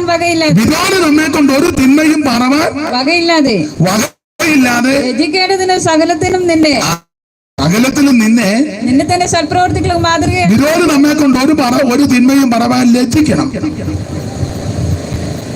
അപ്പൊ അങ്ങനെ ലജ്ജിക്കണമെങ്കിൽ സൽപ്രവൃത്തി ചെയ്യണം. അപ്പുറത്തുകാർ തെറി പറയുക, അനാവശ്യം പറയുക, ഒന്നും വേണ്ടരുത്. എന്തെങ്കിലും എടുക്കുമ്പോഴും കാലമാകുമ്പോൾ അങ്ങോട്ട് ഇച്ചിരി കൊടുത്തേക്കണം. ചെല്ല് മേടിക്കത്തില്ലായിരിക്കും, എന്നാലും കൊടുക്കണം. മേടിച്ചില്ലെങ്കിൽ ഇഞ്ഞു കൊണ്ടുപോരും. അവർ നമ്മളെ അനാവശ്യം പറഞ്ഞു, അവരെ കാണുമ്പോൾ സ്തോത്രം പറയണം, ഒന്ന് ചിരിക്കുകയും ചെയ്യാം. കാണുമ്പോൾ മുഖം വെട്ടിച്ച് പോകരുത്. മനസ്സിലായോ? ചെയ്യണം. സ്കൂൾ തുറക്കുമ്പോൾ നമ്മുടെ പിള്ളേർക്ക് 10 ബുക്ക് മേടിച്ചു, 2 എണ്ണം അപ്പുറം മേടിച്ച് കൊടുത്തേക്കണം. പ്രസ് എടുത്ത് ബാഗ് മേടിച്ചു, ഒന്നപ്പുറം കൊടുത്തേക്കണം. അത് കഴിഞ്ഞ് ട്രാക്റ്റുമായിട്ട് ചെല്ലുമ്പോൾ അവർ വിളിച്ചു കയറ്റും, വന്ന് പ്രാർത്ഥിച്ചു പോകാൻ പറയും. അല്ല നീ തമ്പിയുടെ ഹൃദയമായിട്ട് പോയാൽ അവർ നല്ല താങ്ങും. ഇതൊക്കെ ചെയ്യണം, സൽപ്രവൃത്തി വേണം. 5-6 ഏക്കർ വസ്തുവുണ്ട്, സഭയിൽ സ്ഥലമില്ല, സ്ഥലം കൊടുക്കണം, വരാൻ പറയണം, ഇത് എടുത്തോളാൻ പറയണം. 5 ഏക്കറും 2 ഏക്കറും 10 ഏക്കറും ഒക്കെ ഉള്ളവരുണ്ടല്ലോ, കൊടുക്കുന്നവരുണ്ട്, കൊടുത്തവരുമുണ്ട്. ഇനി അത് ചെയ്യണം. ശുഷ്കാന്തി ഉള്ളവരായിരിക്കണമെന്ന്, ഒരുങ്ങിയിരിക്കണമെന്ന്. അല്ല 60-ലൊന്ന് കൊടുത്തു, 1960. പിന്നെ ആ ഒറ്റ കൊടുപ്പല്ല, ഒരുങ്ങിയിരിക്കണം, ശുഷ്കാന്തി ഉള്ളവരായിരിക്കണം. വിരോധി ഒരു തിന്മയും പറവാൻ വകയില്ലാതെ ലജ്ജിക്കണം, സകലത്തിലും സൽപ്രവർത്തിക്കും. അപ്പൊ ഈ ലേഖനത്തിലെ പ്രധാനപ്പെട്ട വിഷയം സൽപ്രവൃത്തിയാണ്, ചെയ്യണം. അപ്പോൾ വിശ്വാസം മാത്രം പ്രസംഗിച്ചാൽ പോരാ, വചനം മാത്രം പറഞ്ഞാൽ പോരാ, നന്നായിട്ട് പ്രവർത്തിക്കണം. സൽപ്രവൃത്തി. ദൈവം ഇത് ഇഷ്ടപ്പെടുന്നുണ്ടെന്ന്, അല്ലെങ്കിൽ പിന്നെ പുസ്തകത്തിൽ എഴുതി വെക്കുമോ? ദൈവത്തിന് ഇതൊക്കെ ഇഷ്ടമാണ്. അതാ ഞാൻ വിവരിക്കുന്നില്ല. ഇനി ഈ തീത്തോസിനെ പൗലോസ് ക്രേത്തയിൽ വിട്ടേച്ച് പോകണമെന്ന്. അപ്പൊ ഇവർ ഒന്നിച്ച് ശുശ്രൂഷ ചെയ്തു വരാം. 5-ാം വാക്യം വായിച്ച് 1:5.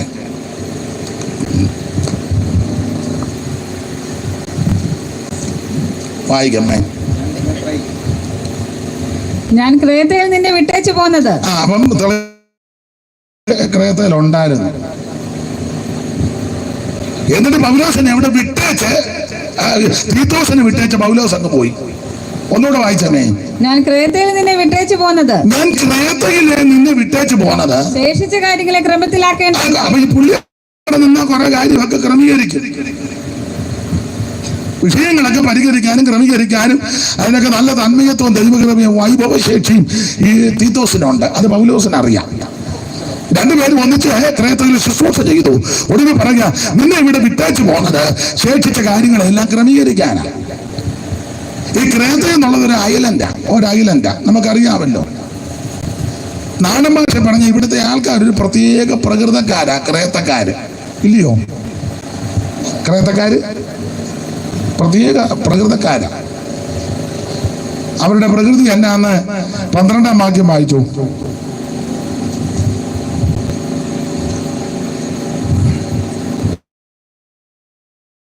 അസത്യവാദികളും ക്രേതര് സർവ്വത അസത്യവാദികളും ദുഷ്ടജന്തുക്കളും മടിയന്മാരായ പെരുവയറന്മാരും അത്രേ. ഇവരെയൊക്കെ കൊണ്ടുപോകുക എന്ന് പറഞ്ഞാൽ വലിയ ബുദ്ധിമുട്ടാണ്. ഒരു ജോലിക്കും പോകുകയല്ല, ഒരു ജോലിക്കും. ഈ ഗിദയോനെ പറ്റി നിങ്ങൾ പഠിക്കുന്നത് ഇടയ്ക്ക് ഒരു ഓർമ്മ വന്നുകൊണ്ട് പറ. ഗിദയോൻ, ദൈവം ഗിദയോനെ വിളിച്ചു. എങ്ങനെ ഇരിക്കുമ്പോഴാണ് വിളിക്കുന്നത്? ഉറക്കെ പറ. മുന്തിരിച്ചക്കും ഗോതമ്പും, അങ്ങനെ അവിടെ എടുത്തിരിക്കും. രണ്ട് പദമാ. ഏതാ? മുന്തിരിച്ചക്കും എന്ന് പറഞ്ഞാൽ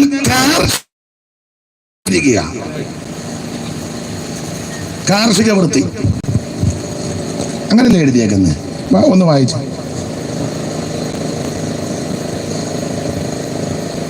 എവിടാന്നായിരിക്കും?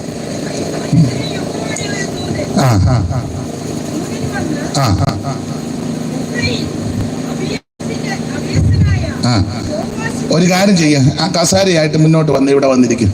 ഇനി വാ, ഇങ്ങോട്ട് വാ. ഓ വേണ്ട, ഇങ്ങോട്ട് മുന്നോട്ട് വെട്ട, അവിടെ വെട്ടമില്ല, ഇങ്ങോട്ട് വാ, ഇവിടെ വന്നിരിക്കും. ഓടി വാ, ഓടി വാ, സമയം പോകുന്നു.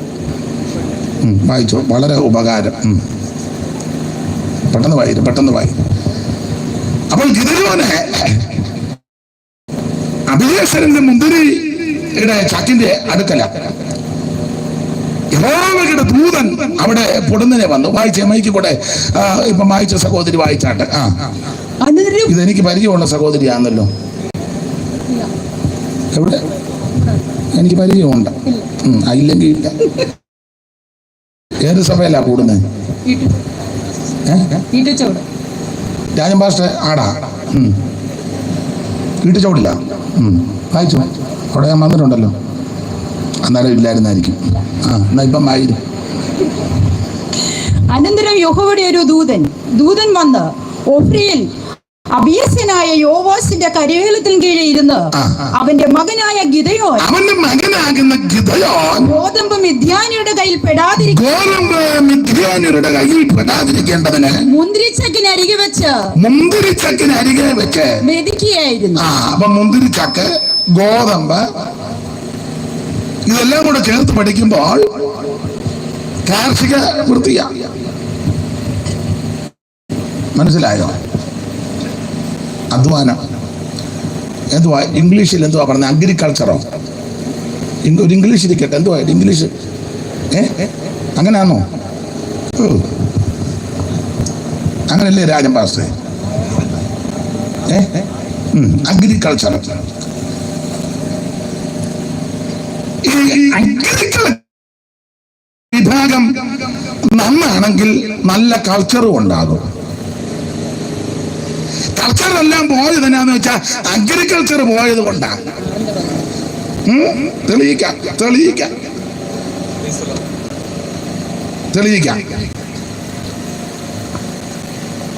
പണ്ടത്തെ കാലം ഇപ്പോഴത്തെ കാലം എടുത്ത് പണ്ട് അഗ്രികൾച്ചർ നന്നായിരുന്നു. ഓരോ വീട്ടിലും ഓരോ വ്യക്തികൾ 8-10 പിള്ളേര് കപ്പ, ചേന, ചേമ്പ്, കാച്ചില്, പാടമുണ്ടെങ്കിൽ നെല്ല് വിതയ്ക്കുന്നു, കൊയ്തെടുക്കുന്നു. 2-3 പ്രാവശ്യം അല്ലേ അപ്പച്ച? പറ. അന്ന് ഇത്രയും പീഡനം ഉണ്ടായിരുന്നു അപ്പച്ച? ഉറക്കെ പറ. ഇല്ല, കാണും. ഇത്രയും കൊലപാതകം ഉണ്ടായിരുന്നോ? ഇല്ല. ചുറ്റയ്ക്ക് അടിച്ച് ആരെങ്കിലും തല തല്ലി തകർത്തു അന്ന് 5 എണ്ണത്തിന്റെ? ഒന്നുമില്ല. ആശാരി കൊട്ടുപടി കൊണ്ടടിച്ചിട്ടുണ്ട്. തടിക്കട്ടെ. അതിന് കാരണം എന്നാ? അഗ്രികൾച്ചർ നന്നാ. രാവിലെ എഴുന്നേക്കണം. ക്രിസ്ത്യാനികളാണ് വെളുപ്പിനെ പാട്ടും പ്രാർത്ഥന, ഹൈന്ദവരാണ് നാമം ജപിക്കും. ഉടനെ തന്നെ വീട്ടിലെ ജോലി ചെയ്യും, പാടത്തിറങ്ങും, കളക്കണം. രാത്രിയിൽ നിന്ന് കളക്കുന്ന അപ്പച്ചന്മാരുണ്ട്. അഗ്രികൾച്ചർ നല്ലതാ. അതുകൊണ്ട് നല്ല കൾച്ചറുമായിരുന്നു. സഹകരണം. ആഴ്ചയിൽ ഇതെല്ലാം ചുമ്മിക്കൊണ്ട് ചന്തയിൽ പോകും, കാണും, വർത്താനം പറയും, കൊടുക്കും, വാങ്ങും. അങ്ങോട്ട് ചേന കൊടുക്കുമ്പോൾ ഇങ്ങോട്ട് കാച്ചിൽ തരും. എന്നാ ഇന്ന് ഇച്ചിരി വിത്തയ്യാൻ കൊണ്ടുപോകും. പിന്നെ പുള്ളി പറയാൻ നല്ല ആഞ്ഞിലി മൂടനാ, കൊണ്ടുപോക്കോ? ഇല്ലേ? സഹകരണം. ഇന്നോ? നിങ്ങൾ പറ, സമാധാനം പറ. ഇന്നൊന്നുമില്ല. ഇന്ന് അഗ്രികൾച്ചർ മുഴുവൻ തുപ്പട തകർന്നു, വിശേഷിച്ച് കേരളത്തിലെ.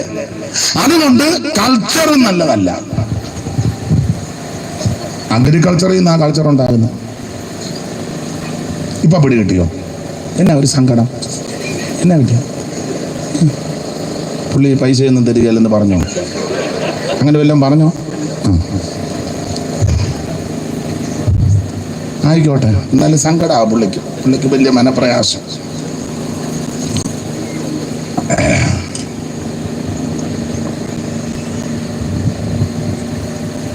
വളരെ ഉത്സാഹമുള്ളവരും പ്രവർത്തിക്കുന്നവരുമായിരിക്കണം.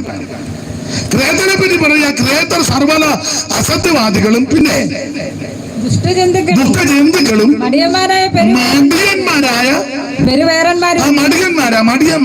കൊള്ളുകയില്ല, ജോലിക്കൊന്നും കൊള്ളുകയില്ല. ഇവരുടെ ഇടയിലെ പാസ്റ്റർ എന്ന് പറഞ്ഞ അല്പം ഭയങ്കര ബുദ്ധിമുട്ടാണ്. ദൈവത്തിന് മഹത്വം. എന്നാൽ ഞാനൊരു കാര്യം വചനത്തിൽ നിന്ന് പറയാം. ഇങ്ങനെയുള്ള ആൾക്കാരുടെ ഇടയ്ക്കല്ലേ ഈ തീത്തോസിനെ പൗലോസ് ചുമതലപ്പെടുത്തി. തീത്തോസിന്റെ വിശേഷത എന്നാണെന്നറിയാമോ? നന്നായിട്ട് വചനം പറയും. നിങ്ങൾ ആ 1-ാം അധ്യായത്തിന്റെ 1-2 വായിച്ച് അപ്പൊ തെളിയിക്കാം.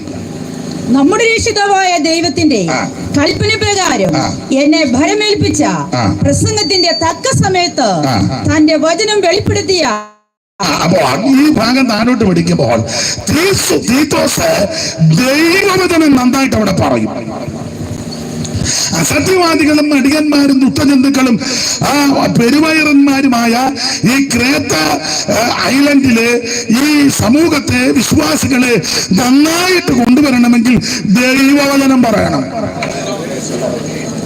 അതിനാ പൗലോസ് തീത്തോസിനെ അവിടെ ആക്കിയത്.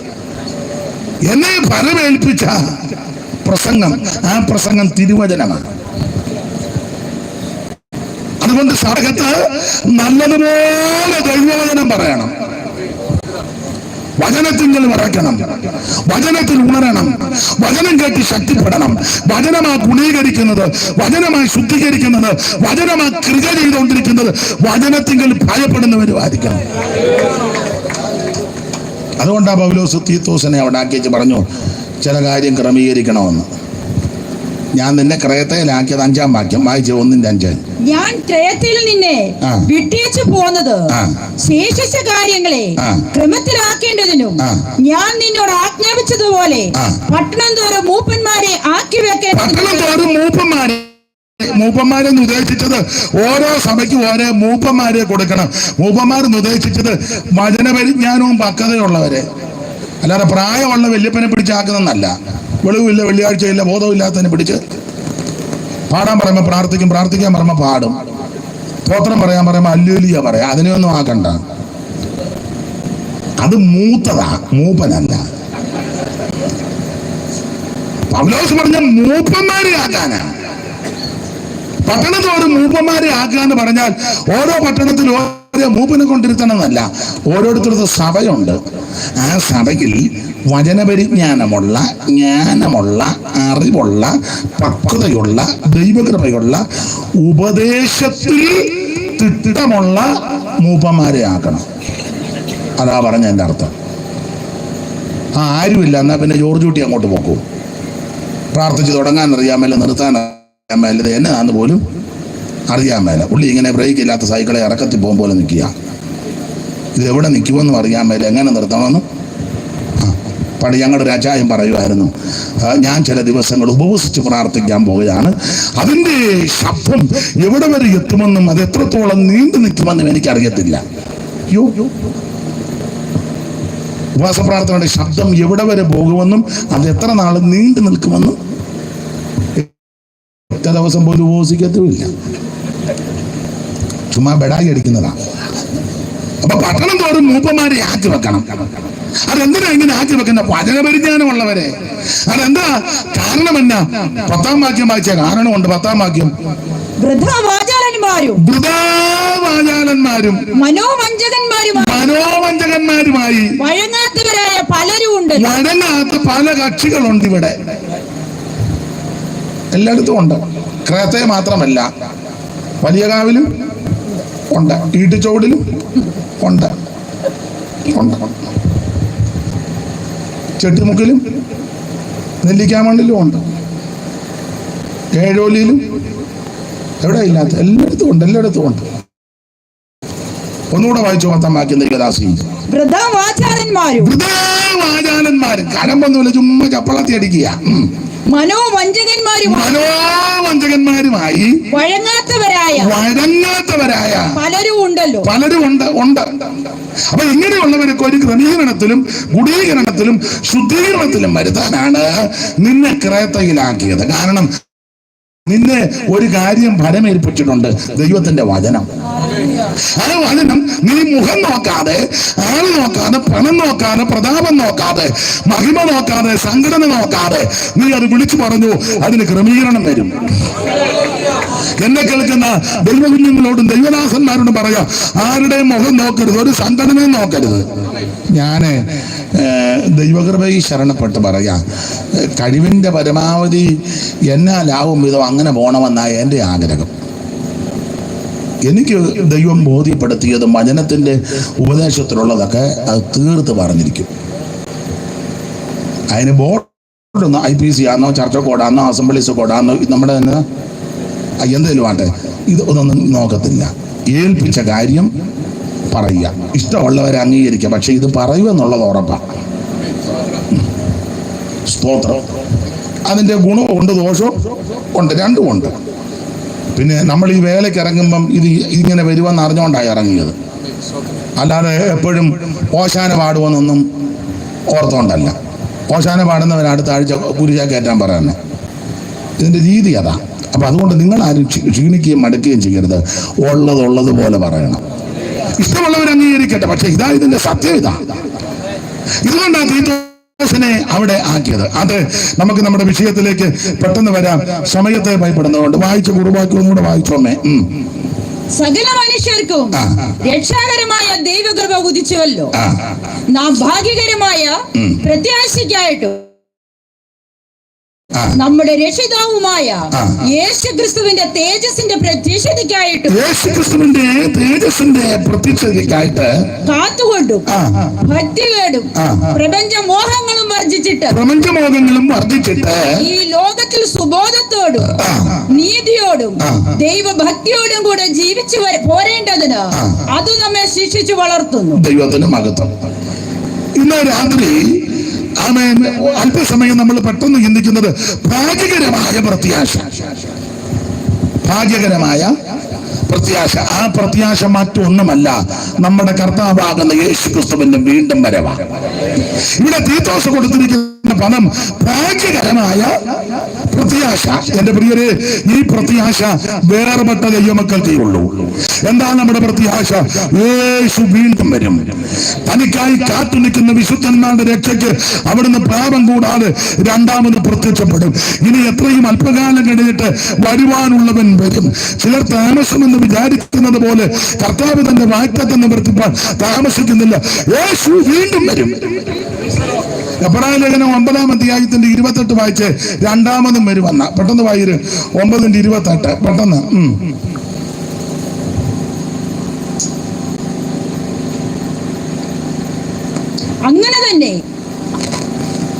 അങ്ങനെ തന്നെ വായിച്ചോ. അങ്ങനെ തന്നെ അനേകരുടെ പാപങ്ങളെ ചുമപ്പാൻ ഒരിക്കൽ അർപ്പിക്കപ്പെട്ട് തനിക്കായി കാത്തു നിൽക്കുന്നവരുടെ രക്ഷയ്ക്കായി പാപം കൂടാതെ അവിടുന്ന് രണ്ടാമതും പ്രത്യക്ഷനാകും. അപ്പോൾ രണ്ടാമതും പ്രത്യക്ഷനാകുമെന്ന 9:28. അപ്പോൾ അതിന്റെ അർത്ഥം എന്നാ? ആദ്യം ഒന്ന് പ്രത്യക്ഷനായി. അതെപ്പോഴാ പ്രത്യക്ഷനായത്? കന്യാസൂനുമായി ഈ ഭൂമിയിൽ അവതരിച്ച നസറയനാകുന്ന യേശു ക്രിസ്തു. വചനം ജഡമായി കൃപയും സത്യവും നിറഞ്ഞവനായി നമ്മുടെ ഇടയിൽ വന്ന നസറയനാകുന്ന യേശു ക്രിസ്തു.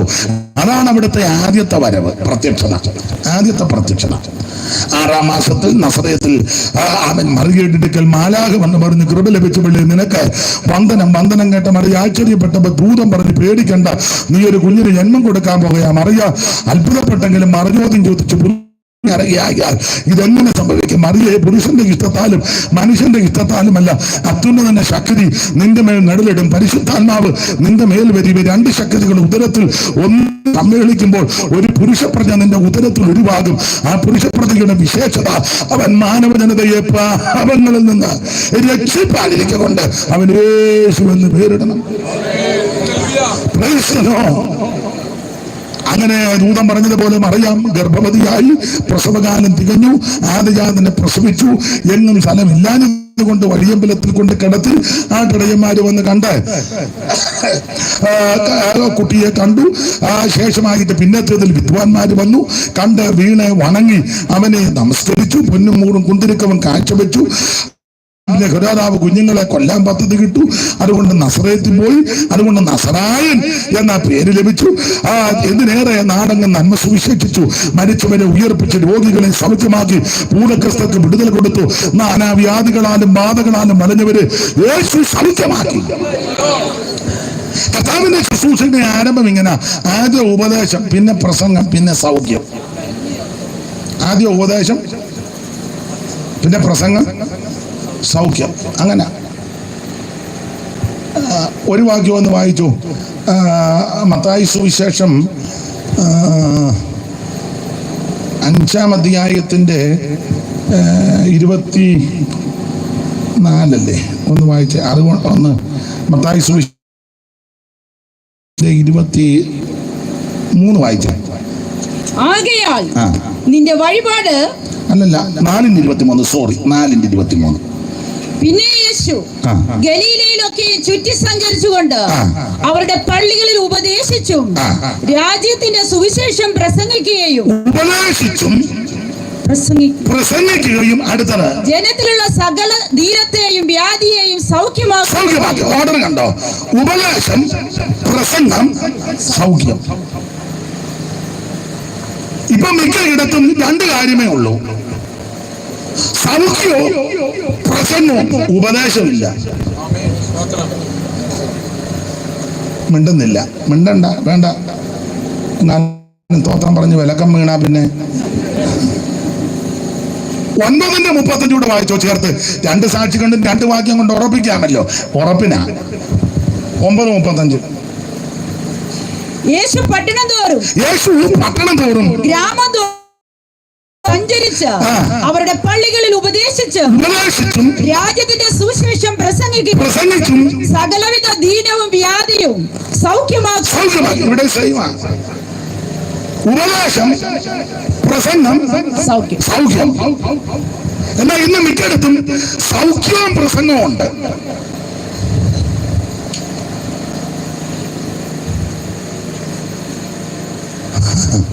ഇത് മൂന്നും വേണം. ഉപദേശവും വേണം, പ്രസംഗവും വേണം, രോഗശാന്തി. ഇന്ന് 2 കാര്യം മിക്കയിടത്തും ഉണ്ട്. രോഗശാന്തി നടക്കുന്നുണ്ട്, ഒരു പ്രസംഗം ഉണ്ട്. ഉപദേശം മാത്രമേ ഇല്ല. കർത്താവ് ആദ്യം ഉപദേശമാണ് പറഞ്ഞു. എന്നെ എല്ലാവരും അരുതാഴിയെ പോലെ വചന. ചിലർ എന്നെ പറ്റി പറഞ്ഞ അയാൾ വചനം ഒന്നും പറയുന്നു. പിന്നെ ഇത്രയും നേരം പറഞ്ഞ കൊപ്പറ കച്ചവടമാണോ? കൊപ്പറയുടെ കണക്കാണോ പറഞ്ഞേ? ഇനി ഇത് കൂടുതൽ അങ്ങനെ വചനം പറയുന്നത് എനിക്കറിയത്തില്ല. എന്നാണ് എടുത്തുമ്പോൾ അയാൾക്ക് വചനമൊന്നും അയാൾ പറയുന്നു. പിന്നെ ഇത്ര വാക്യം വായിച്ചിട്ട് ചൂപ്പാട് വന്നില്ലേ? അമ്മയാന്ന് ഇനി വായിക്കുന്നില്ലെന്ന് പറഞ്ഞിരിക്കുക. വായിച്ച് പദം വന്നിരിക്കുക. ഇതെല്ലാം വാക്യമാണ്. അപ്പൊ യേശുക്രിസ്തുവിന്റെ രീതി ഇതാ: ഉപദേശം, പ്രസംഗം, സൗഖ്യം. അത്യാവശ്യമായിരുന്നു. കർത്താവ് നാടെന്ന് നന്മ സുവിശേഷിച്ചു. സകല രോഗികളെ യേശു സൗഖ്യമാക്കി. ശക്തമായ ഉപദേശവും യേശു പറഞ്ഞു. പ്രസംഗം കേമമല്ലേ? മത്തായി 5, 6, 7. അതുപോലൊരു പ്രസംഗം ആര് ചെയ്തിട്ടുണ്ട്? നീ ആര് ചെയ്യും? ഒക്കത്തുമില്ല. ദൈവത്തിന് മഹത്വം. 3:10 സ്നാനം, 3:30 വേല, 3:10 സ്നാനം, 3:30 വേല, ഇന്ത്യയിലെ ഭൂതലെ സഞ്ചരിച്ചു നാഥൻ.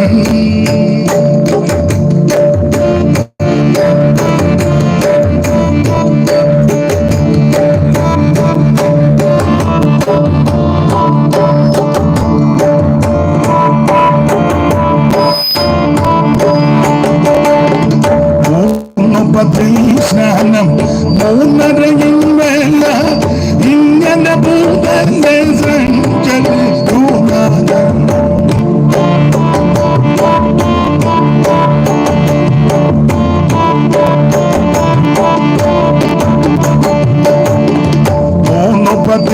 സ്നാനം, 3:30 വേല, ഇങ്ങനെ ഭൂതലെ സഞ്ചരിച്ചു നാഥൻ. പാതിൽ പലതരം വേലകൾ ചെയ്തു ഭൂതപിശാചി തലയെ തകർത്ത പുരുഷനെ കണ്ടേ ഉത്തമ പുരുഷനെ കണ്ടേ പുരുഷനെ കണ്ടേ ഉത്തമ പുരുഷനെ കണ്ടേ. ശ്രദ്ധിക്കുക, ഒരിക്കൽ പ്രത്യക്ഷനായത് മനുഷ്യവർഷത്തിന്റെ പാപത്തിന് പരിഹാരം വരുത്താൻ. എന്നെ കേൾക്കുന്ന പ്രിയപ്പെട്ടവര്, പാപത്തിന്റെ പരിഹാരം യേശുവിന്റെ രക്തത്താലാണ്. കർമ്മമാർഗം കൊണ്ടോ പുണ്യപ്രവൃത്തി കൊണ്ടോ ദാനധർമ്മം കൊണ്ടോ നേർച്ച കാഴ്ച കൊണ്ടൊന്നും പാപം പരിഹരിക്കത്തില്ല. പാപം പരിഹരിക്കുന്നത് ക്രിസ്തുവിന്റെ പരിശുദ്ധ രക്തത്താൽ. ബലിയേറിയ രക്തം, പുണ്യാക രക്തം, വിശുദ്ധ രക്തം, പരിശുദ്ധ രക്തം. ആ രക്തത്താൽ സകല പാപങ്ങളും പൂജിക്കും. ഒരിക്കൽ പ്രത്യക്ഷനായത് പാപപരിഹാരം വരുത്താനാണ്. ആ പാപപരിഹാരം വരുത്തി അവിടുന്ന് സ്വർഗത്തിലേക്ക് പോയി. ഇനി അവിടുന്ന് രണ്ടാമതും പ്രത്യക്ഷപ്പെടും. രണ്ടാമത്തെ പ്രത്യക്ഷതയ്ക്ക് 2 ഘട്ടം. അങ്ങനെ നമ്മൾ പഠിപ്പിക്കുന്നതും അങ്ങനെ നമുക്ക് മനസ്സിലാക്കിയിരിക്കുന്നത്. ആ രണ്ടാം വരവിന് 2 ഘട്ടം. മഹത്വ പ്രത്യക്ഷതയും. മേഘപ്രത്യക്ഷത എന്ന് പറഞ്ഞാൽ ഭൂമിയിലോട്ട് വരത്തില്ല. അവിടുന്ന് പ്രത്യക്ഷപ്പെടും, കാഹളം ധ്വനിക്കും, ക്രിസ്തുവിൽ മരിച്ച വിശുദ്ധന്മാർ ആദ്യം ഉയർക്കും, ജീവനോടിരിക്കുന്ന വിശുദ്ധന്മാർക്ക് രൂപാന്തരം ഉണ്ടാകും. 2 കൂട്ടരും കൂടെ ഒന്നിച്ച് കർത്താവിനെ എതിരേൽപ്പാൻ മേഘങ്ങളിലെടുക്കപ്പെടും. പൗലോസ് പറയുക, നാം എപ്പോഴും കർത്താവിനോടുകൂടെ ഇരിക്കും. ഈ വചനങ്ങളെ കൊണ്ട് അന്യോന്യം, ഇതാണ് നമ്മുടെ പ്രത്യാശ. ഇത് മറ്റ് ആൾക്കാർക്കൊന്നും ഈ പ്രത്യാശയില്ല. എന്തിനാ മറ്റേ ആൾക്കാര്? നമ്മുടെ ഇടയിൽ തന്നെ ഉള്ളവർക്കില്ലല്ലോ. ആ നോട്ടോ ഇരിപ്പും കാണുമ്പോ അറിയാം. പിന്നെ ഇന്ന് തന്നെ പ്രോഗ്രാം, ഇന്ന് ഒരു പ്രോഗ്രാമില്ല, നമുക്ക് അവിടെ കൺവെൻഷൻ ഒന്ന് പോകാം. എന്നാ പോയേക്കാം. ചിലര് ആ ഇരിപ്പ് കാണുമ്പോ അറിയാം ഒരു പ്രോഗ്രാം ഇല്ലായിരുന്നെന്ന്. എന്നാ ചിലര് നല്ല പ്രത്യാശയോടായിരിക്കുന്നത്. അവർക്കറിയാം യേശു വീണ്ടും വരും. അതാണ് നമ്മുടെ പ്രത്യാശ. ഈ പ്രത്യാശയ്ക്ക് തീത്തോസ് കൊടുത്തിരിക്കുന്ന ഒരു പദമുണ്ട്. 1:2 വായിച്ചേ. 1:2 പെട്ടെന്ന്. എന്നാ 2 പേരോട് നിത്യജീവന്റെ പ്രത്യാശ. അതാ പ്രത്യാശ. ഒന്നുകൂടെ വായിച്ചു. വാഗ്ദത്തം ചെയ്ത നിത്യജീവന്റെ 1 മുതൽ വായിച്ചു. അപ്പൊ പിന്നെ തർക്കവും സംശയവും വേണ്ട. നമ്മുടെ രക്ഷിതാവായ ദൈവത്തിന്റെ കൽപ്പന പ്രകാരം എന്നെ ഭരമേൽപ്പിച്ച പ്രസംഗത്താൽ തക്ക സമയത്ത് തന്റെ വചനം വെളിപ്പെടുത്തിയ ദൈവം സകല കാലത്തിനു മുമ്പേ വാഗ്ദത്തം ചെയ്ത നിത്യജീവന്റെ പ്രത്യാശ. നമ്മുടെ ഈ പ്രത്യാശയ്ക്ക് ഒരു വിശേഷണ പദമാണ് നിത്യജീവന്റെ പ്രത്യാശ. ഈ പ്രത്യാശ വേറെ ആർക്കുമില്ല. ഇല്ല. എന്താണ് നമ്മുടെ പ്രത്യാശ? കാഹളം ധ്വനിക്കും, യേശു വീണ്ടും വരും. കാഹളം ധ്വനിക്കും, ക്രിസ്തുവിൽ മൃതിയടങ്ങിയ വിശുദ്ധന്മാർ ആദ്യം ഉയർക്കും. അത് പട്ടിയായിട്ടും പന്നിയായിട്ടും ഒന്നുമല്ല. ഉയർന്നു വരുമ്പോ അപ്പച്ചനാന്നാ തോന്നുന്നത്. എടാ അങ്ങനൊന്നും അല്ല ഉയർക്കുന്നത്. വേ പിടിച്ച പട്ടിയെ പോലാന്നോ?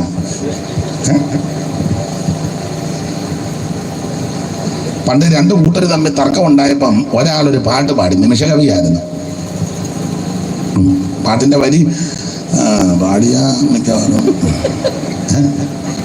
തല്ലുകൊള്ളാന്ന് ഞാൻ പാടാം. അപ്പച്ചൻ നീ കേൾക്കാനൊന്നും ഒക്കത്തില്ല, അവിടെ പരുവത്തിൻ്റെ മതി നീ ദൈവത്തിന് മകത്വം. എന്നാലും മൂച്ചുണ്ടല്ലോ, അത് വലിയ കാര്യം. വാക്കിനകത്തായി ദൈവത്തിന് മക രണ്ടുപേരും തമ്മിൽ തർക്കം വന്നപ്പോഴേ പുള്ളി നിമിഷത്തിലൊരു പാട്ടങ്ങ് പുള്ളി പാടി. അപ്പോൾ ശിഷ്യന്മാരത് കുറിച്ച് വെച്ചതാ. ക്രിസ്തു മാർഗത്തിൽ ചേരാൻ ഇത്ര മാത്രം മതിയോ. ഇതിന്റെ പ്രത്യാശ ഇതായതുകൊണ്ടാ. ക്രിസ്തു മതത്തിലല്ല, മാർഗമാണ്. മതത്തിലൊന്നും നീ ചേരണ്ട. ക്രിസ്തു മാർഗത്തിൽ ചേരാൻ ഇത്ര മാത്രം മടിയോ. ക്രിസ്തു മാർഗത്തിൽ ചേരാൻ ഇത്ര മാത്രം മടിയോ.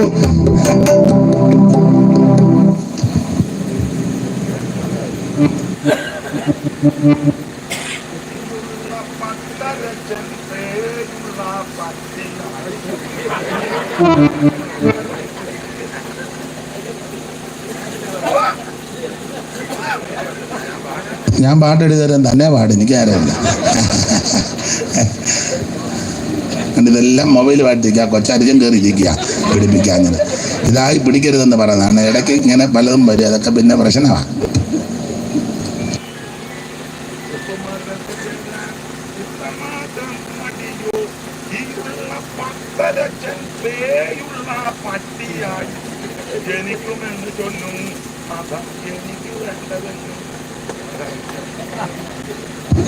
ഞാൻ എത്ര നേരം കൊണ്ട് പറഞ്ഞു മുന്നോട്ട് കയറിയിരിക്കാൻ, ഇവിടെ ഇരിക്കായിരുന്ന കേൾക്കായിരുന്നു. എന്നാലും അവിടെ പിന്നെയും പമ്മി അന്നേരം ഓർക്കണമായിരുന്നു. എൻ്റെ ഇവര് കേട്ടു. ഇത്ര നേരം ഞാൻ തുടക്കത്തിൽ മുന്നോട്ട് പോകാന്ന് അങ്ങനെ പോയി പമ്മി പുറകിരുന്നേച്ച് മതി. നമ്മുടെ പ്രത്യാശ നിത്യജീവന്റെ പ്രത്യാശയാണ്. ഈ പ്രത്യാശ ഭാഗ്യകരമായ പ്രത്യാശ. എന്താണ് നമ്മുടെ പ്രത്യാശ? യേശു വീണ്ടും വരും, കാഹളം ധ്വനിക്കും, ക്രിസ്തുവിൽ മൃതികടഞ്ഞ വിശുദ്ധന്മാർ അവൻ ഉയർത്തു വരും. മണ്ണിൽ മൗനമുറങ്ങും തന്റെ വിശുദ്ധർ എല്ലാ നിമിഷം. മണ്ണിൽ മൗനമുറങ്ങും തന്റെ വിശുദ്ധർ എല്ലാ നിമിഷം. കാകല ധ്വനിയിങ്കൽ കാകല ധ്വനിയിങ്കൽ കാകല ധ്വനിയിങ്കൽ കാകല കടിതയുടെ ഉയർത്തി തിരുമുഖന്മാർ കടിതയുടെ ഉയർത്തി. ഓ ശുദ്ധരല്ല ഗീതം പാടും തന്റെ വരവിൽ. ശുദ്ധരല്ല ഗീതം പാടും തന്റെ വരവിൽ. ആർത്തും കോച്ചിക്കും ആർത്തും കോച്ചിക്കും ആർത്തും കോച്ചിക്കും ആർത്തും കോച്ചിക്കും. ആനന്ദവല്ലഭനെ എതിരേൽപ്പാൻ ആനന്ദ ഓ പറഞ്ഞേ എനിക്കധികം.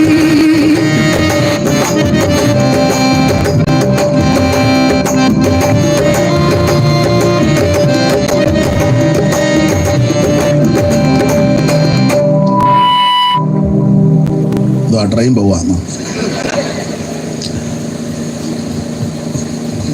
അപ്പൊ ശ്രദ്ധിക്കുക, നമ്മുടെ പ്രത്യാശ ഇത് ഭാഗ്യകരമായ പ്രത്യാശയാണ്. ഇത് ഇതര ആൾക്കാർക്കില്ല. അതവിടെ കൊടുത്ത നിത്യജീവന്റെ പ്രത്യാശ. ഒന്നുകൂടെ 2-ാം വാക്യം വായിച്ചോട്ടെ ദൈവദാസി. 2-ാം വാക്യം. തന്റെ വചനം വെളിപ്പെടുത്തിയ ഭോഷ്കില്ലാത്ത ദൈവം സകല കാലത്തിനു മുമ്പ് വാഗ്ദത്തം ചെയ്ത നിത്യജീവന്റെ എന്താ നിത്യജീവന്റെ പ്രത്യാശ? അതാണ് നമ്മുടെ കുറുവാക്യം. ആമേൻ, സ്തോത്രം. യേശു ക്രിസ്തു പ്രത്യക്ഷപ്പെടാൻ പോകുക. അതാണ് നിത്യജീവന്റെ പ്രത്യാശ. 12-ാം വാക്യം വായിച്ചോ. 2:12 ലാസ്റ്റ് വാക്യമാ. എങ്കിലും 12-ാം വാക്യം അങ്ങ് വായിച്ചോ, അല്ലെങ്കിൽ അതിന്റെ ലാസ്റ്റ് ഭാഗവും വായിച്ചോ. തേജസ്സിന്റെ പ്രതീക്ഷയ്ക്കായിരിക്കും കാത്തുകൊണ്ട് ഭക്തിയുടെ പ്രപഞ്ചമോഹങ്ങളും വർജിച്ചിട്ട് ഈ ലോകത്തിൽ സുബോധത്തോടും. യേശുക്രിസ്തുവിന്റെ തേജസ്സിന്റെ പ്രത്യക്ഷത, അതാണ് നമ്മുടെ പ്രത്യാശ. യേശുക്രിസ്തു വീണ്ടും വരുമോ?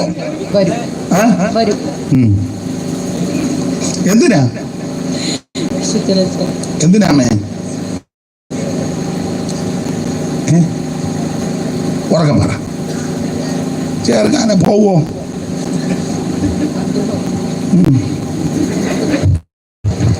ഞാനേ ഓടനാവട്ടം ജോർജനോട് ചോദിച്ചു, ജോർജ കർത്താവ് വന്നാ പോവോ? ആ, ഒത്ത പോണം. ഇവിടെ ഒത്ത പോകാനല്ല, ഇതിനെ അക്ക് കളിക്കുകയാണോ? അക്ക് കളിക്കുക. ഇങ്ങനെ പണ്ടൊരു കളി ഉണ്ടായിരുന്നു, പെൺപിള്ളേരൊക്കെ അപ്പൊ ഈ വരയിലൊന്നും ചവിട്ടരുത്, അതിനാ. പിന്നെ ഒത്തോ? നിങ്ങൾ അങ്ങനത്തെ കളി കണ്ടിട്ടില്ലേ? കളിച്ചിട്ടുണ്ടോ? എല്ലാം ഒത്തായിരുന്നോ? ആ, ആട്ടെ. അപ്പൊ ഒരു കളി, അയ്യോ ഇത് അക്ക് കളിയല്ല. യേശു ക്രിസ്തു വീണ്ടും വരും. അവിടുത്തെ വരവിൽ നീ കൈവിടപ്പെട്ടു പോകരുത്, നീ ഉപേക്ഷിക്കപ്പെട്ടു പോകരുത്. വാട്ടം, കറ, ചുളുക്കം, മാലിന്യം ഒന്നുമില്ലാതെ ശുദ്ധയും ശുഭ്രയുമായി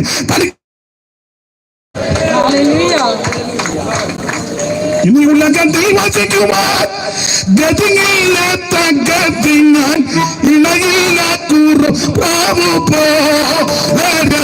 പകൽ ഞരങ്ങും സൂരലോകെ ചേരുവാൻ ഞരങ്ങും സൂരലോകെ ചേരുവാൻ എന്റെ മണവാളന് എന്നിൽ കനിഞ്ഞവനേ നിന്റെ വരവിനു താമസം.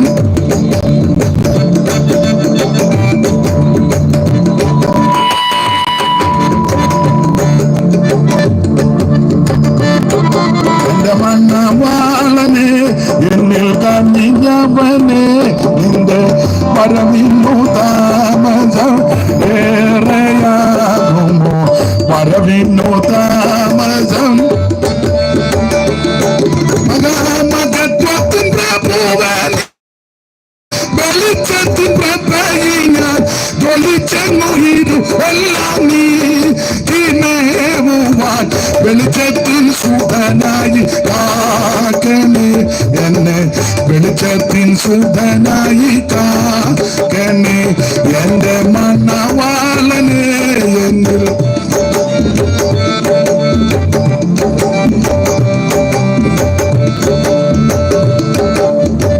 വരവിനു താമസം.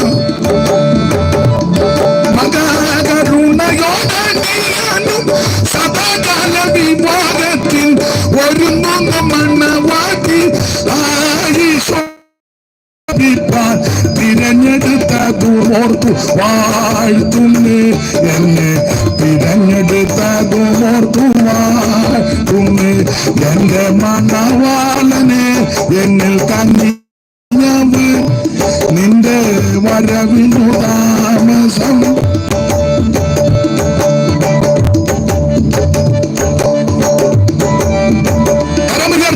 മഹത്വം കൊടുക്ക. ഓടിച്ചു നടത്താം മതി, പെട്ടെന്ന് നിർത്തട്ടെ.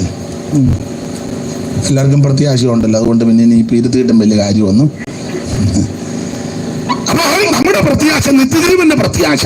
ആ പ്രത്യാശ യേശു ക്രിസ്തുവിന്റെ പ്രത്യക്ഷത. എപ്പോഴാ നടക്കും? എപ്പോഴാ വരുന്നേ? യേശു എപ്പോഴാ വരുന്നെന്ന് നാളെ ഒരു അച്ചായൻ പറഞ്ഞു, പുള്ളിക്ക് എപ്പോ വേണേലും വരാമല്ലോ. അതെ, നിനയാത്ത നാഴികയിൽ 24:3 വായിച്ചേ മത്തായി. പെട്ടെന്ന്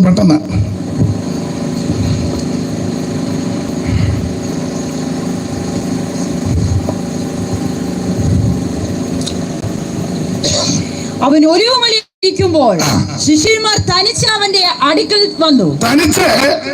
അവിടുത്തെ അടുക്കൽ വന്നു. അടുത്ത വാക്ക്, അത് എപ്പോൾ സംഭവിക്കും എന്നും നിന്റെ വരവിനും ലോകാവസാനത്തിനും അടയാളം എന്ത് എന്നും പറഞ്ഞു തരണമെന്ന് അപേക്ഷിച്ചു. ഇത് എപ്പോൾ സംഭവിക്കും? അപ്പൊ കർത്താവ് എന്തുവാ പറഞ്ഞത്? അതിന് യേശു പറഞ്ഞത്, ആരും നിങ്ങളെ തെറ്റിക്കാതിരിപ്പാൻ സൂക്ഷിച്ചുകൊള്ളു. ഞാൻ ക്രിസ്തു എന്ന് പറഞ്ഞ അനേകർ എന്റെ പേരെടുത്തു. അപ്പൊ നിങ്ങൾ ശ്രദ്ധിക്കണം. പാതമൊക്കെ താഴോട്ട് മർക്കോസ് 13 ഒക്കെ ചേർത്ത് പഠിക്കണം. യോഹന്നാൻ 14, ലൂക്കോസ് 21 ഒക്കെ ചേർത്ത് പഠിച്ചാൽ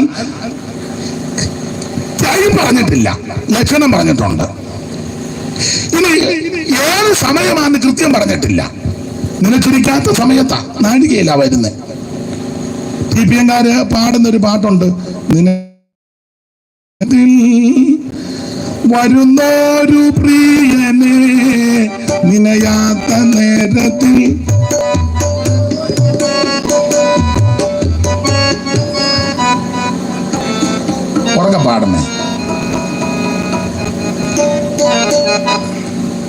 നിങ്ങൾ കൊട്ടരുത്, പാടിക്കോട്ടെ. നിനയാത്ത നേരത്തിൽ വരുന്നൊരു പ്രിയനെ, നിനയാത്ത നേരം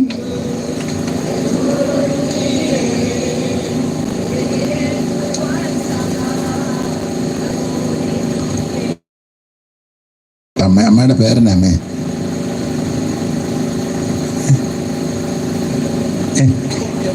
അമ്മക്കുട്ടി TPM എന്നാലും പാട്ടറിയാവല്ലോ. നമ്മുടെ ആളാണോ? അത് തോന്നി. കയറി ഏക്കുന്ന കണ്ടപ്പോൾ എനിക്ക് മനസ്സിലായി. അതുകൊള്ളാം, നല്ല അമ്മക്കുട്ടിയാ, നന്നായിരിക്കുന്നു, നല്ല പാട്ടാ. എന്നാലും കയറി ഏറ്റ് പാടിയല്ലോ, ദൈവം അനുഗ്രഹിക്കട്ടെ. നമുക്ക് രണ്ടുകൂടെ പാടാം. ഒരു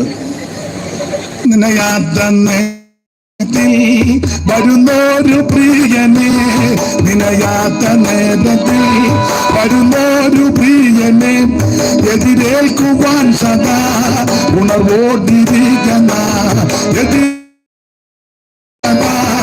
ഉണർവോടിരിക്കുന്ന പരമാർത്ഥമായുള്ള വെളിച്ചത്തിൻ താതന്റെ, പരമാർത്ഥമായുള്ള വെളിച്ചത്തിൻ താതന്റെ പരിശുദ്ധ സംഗമം സന്താനമാണു നാം, പരിശുദ്ധ സംഗമം സന്താനമാണു നാം. ഇരുട്ടിന്റെ നിഷ്ഫല പ്രവർത്തികൾ വിട്ട് നാം, ഇരുട്ടിന്റെ നിഷ്ഫല പ്രവർത്തികൾ വിട്ട് നാം ഒളിയിൻ സർവായുധ വർഗം ധരിക്കണം, ഒളിയിൻ സർവായുധ വർഗം ധരിക്കണം. പരമേശ്വരാജന്റെ മണവാട്ടിയാകുവാൻ, പരമേശ്വരാജൻ ക്ഷണിക്കപ്പെട്ടവരെ ഉണർന്നിടണേ നിങ്ങൾ, ക്ഷണിക്കപ്പെട്ടവരെ ഉണർത്തി കർത്താവിന്റെ മഹത്വം കൊടുക്ക.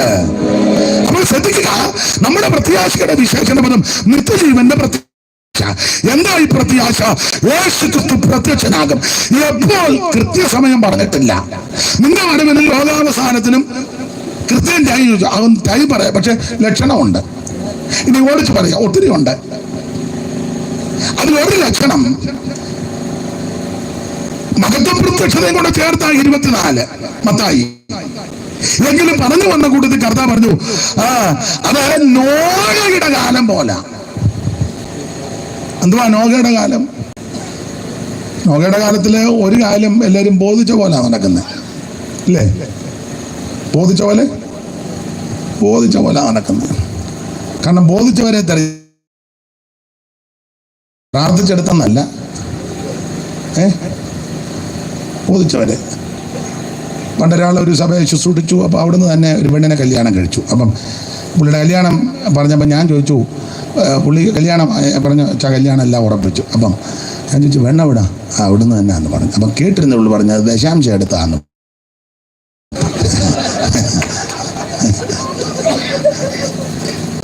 പത്തിലൊന്ന്.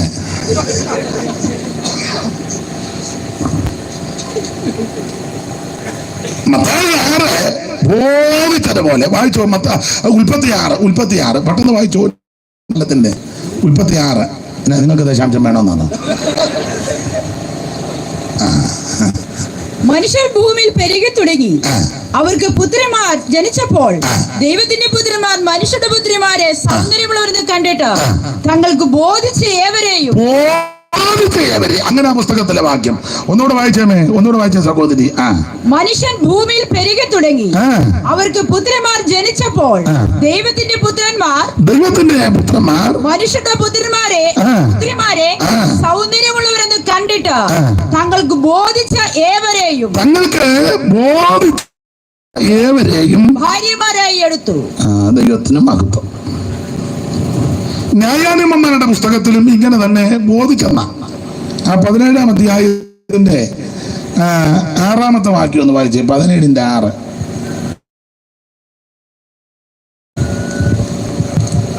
അക്കാലത്ത് ഇസ്രായേലിൽ രാജാവില്ലായിരുന്നു. ഓരോരുത്തൻ ബോധിച്ചതുപോലെ നടന്നു.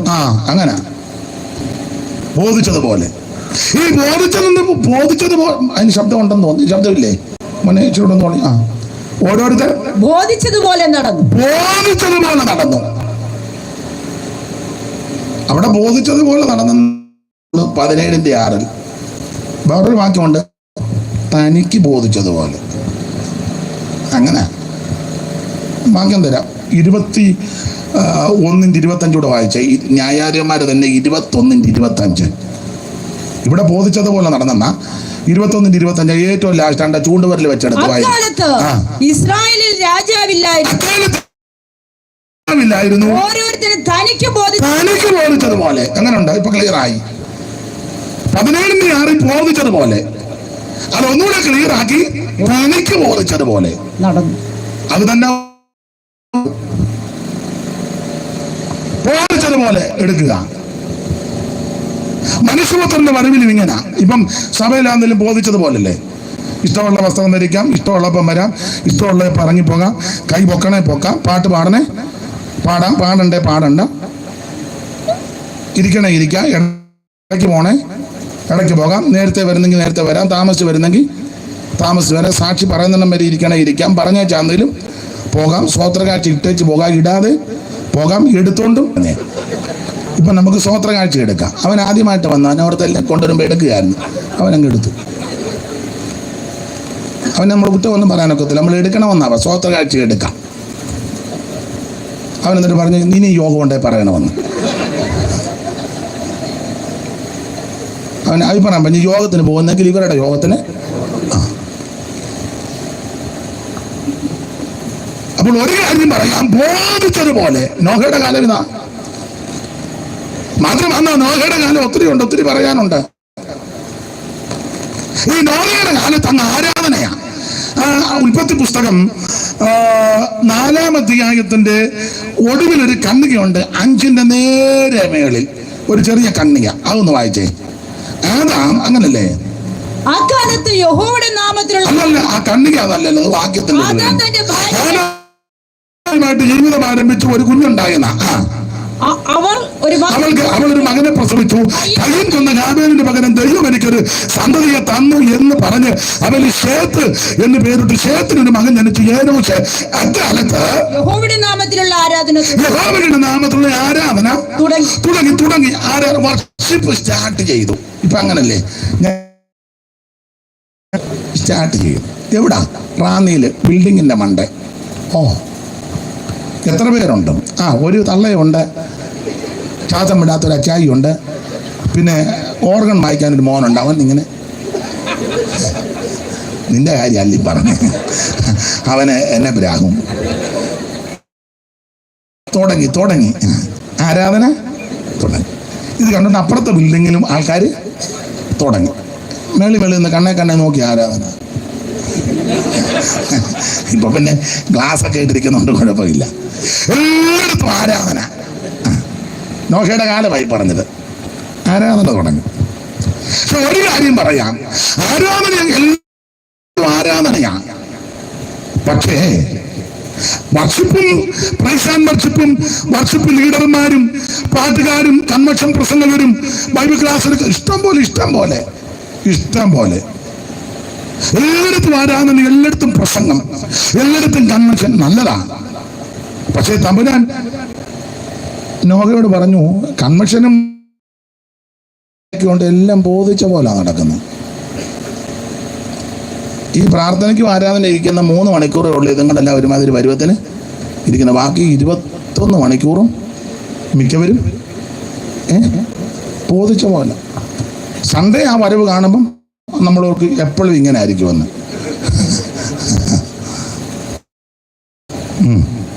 പിന്നെ ബോധിച്ച പോലെ. അതുകൊണ്ട് നമ്മൾ ഞാൻ ജനത്തെ നശിപ്പിക്കാൻ പോവാ. നിങ്ങളൊരു കാര്യം ചെയ്യണം, ഒരു പെട്ടകം ഉണ്ടാക്കണം. മനം കൊണ്ട് പെട്ടകമുണ്ടാക്കി 300 മുഴം നീളം, 50 മുഴം വീതി, 30 മുഴം ഉയരം, ഏകവാതില്, 3 തട്ട്, പല കോഷ്ടങ്ങൾ, സർജരസ ചാന്ത് കൊണ്ട് ഇതെല്ലാം ക്രമപ്പെടുത്തണം. പ്രമാണം കൊടുത്ത് പ്രമാണപ്രകാരം നോക പെട്ടകം പണിത്. വിസ്തരിക്കുന്നില്ല, അറിയാമല്ലോ. പെട്ടകത്തിനകത്ത് ശുദ്ധിയുള്ളതും ശുദ്ധിയില്ലാത്തതും അതിനെ കയറ്റണം. ഇടജാതിയും മൃഗജാതിയും പറവജാതിയും കയറി. മനുഷ്യജാതിയിൽ 8 പേര് കയറി.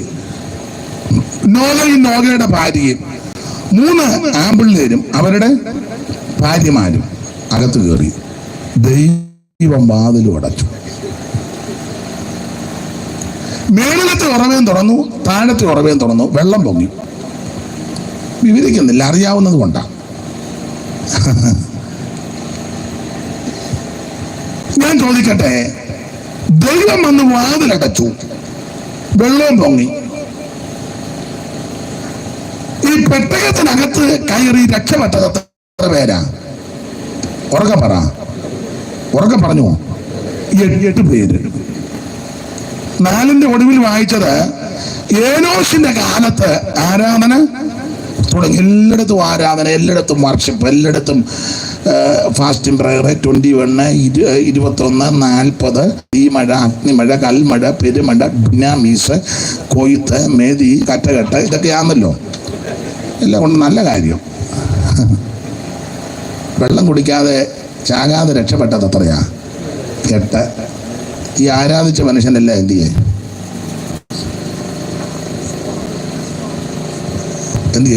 ആരാധന തുടങ്ങിയെന്നല്ലേ? ചില പറയും ആരാധിച്ചോ വിടുതലാണ്. ഉമ്മാതാ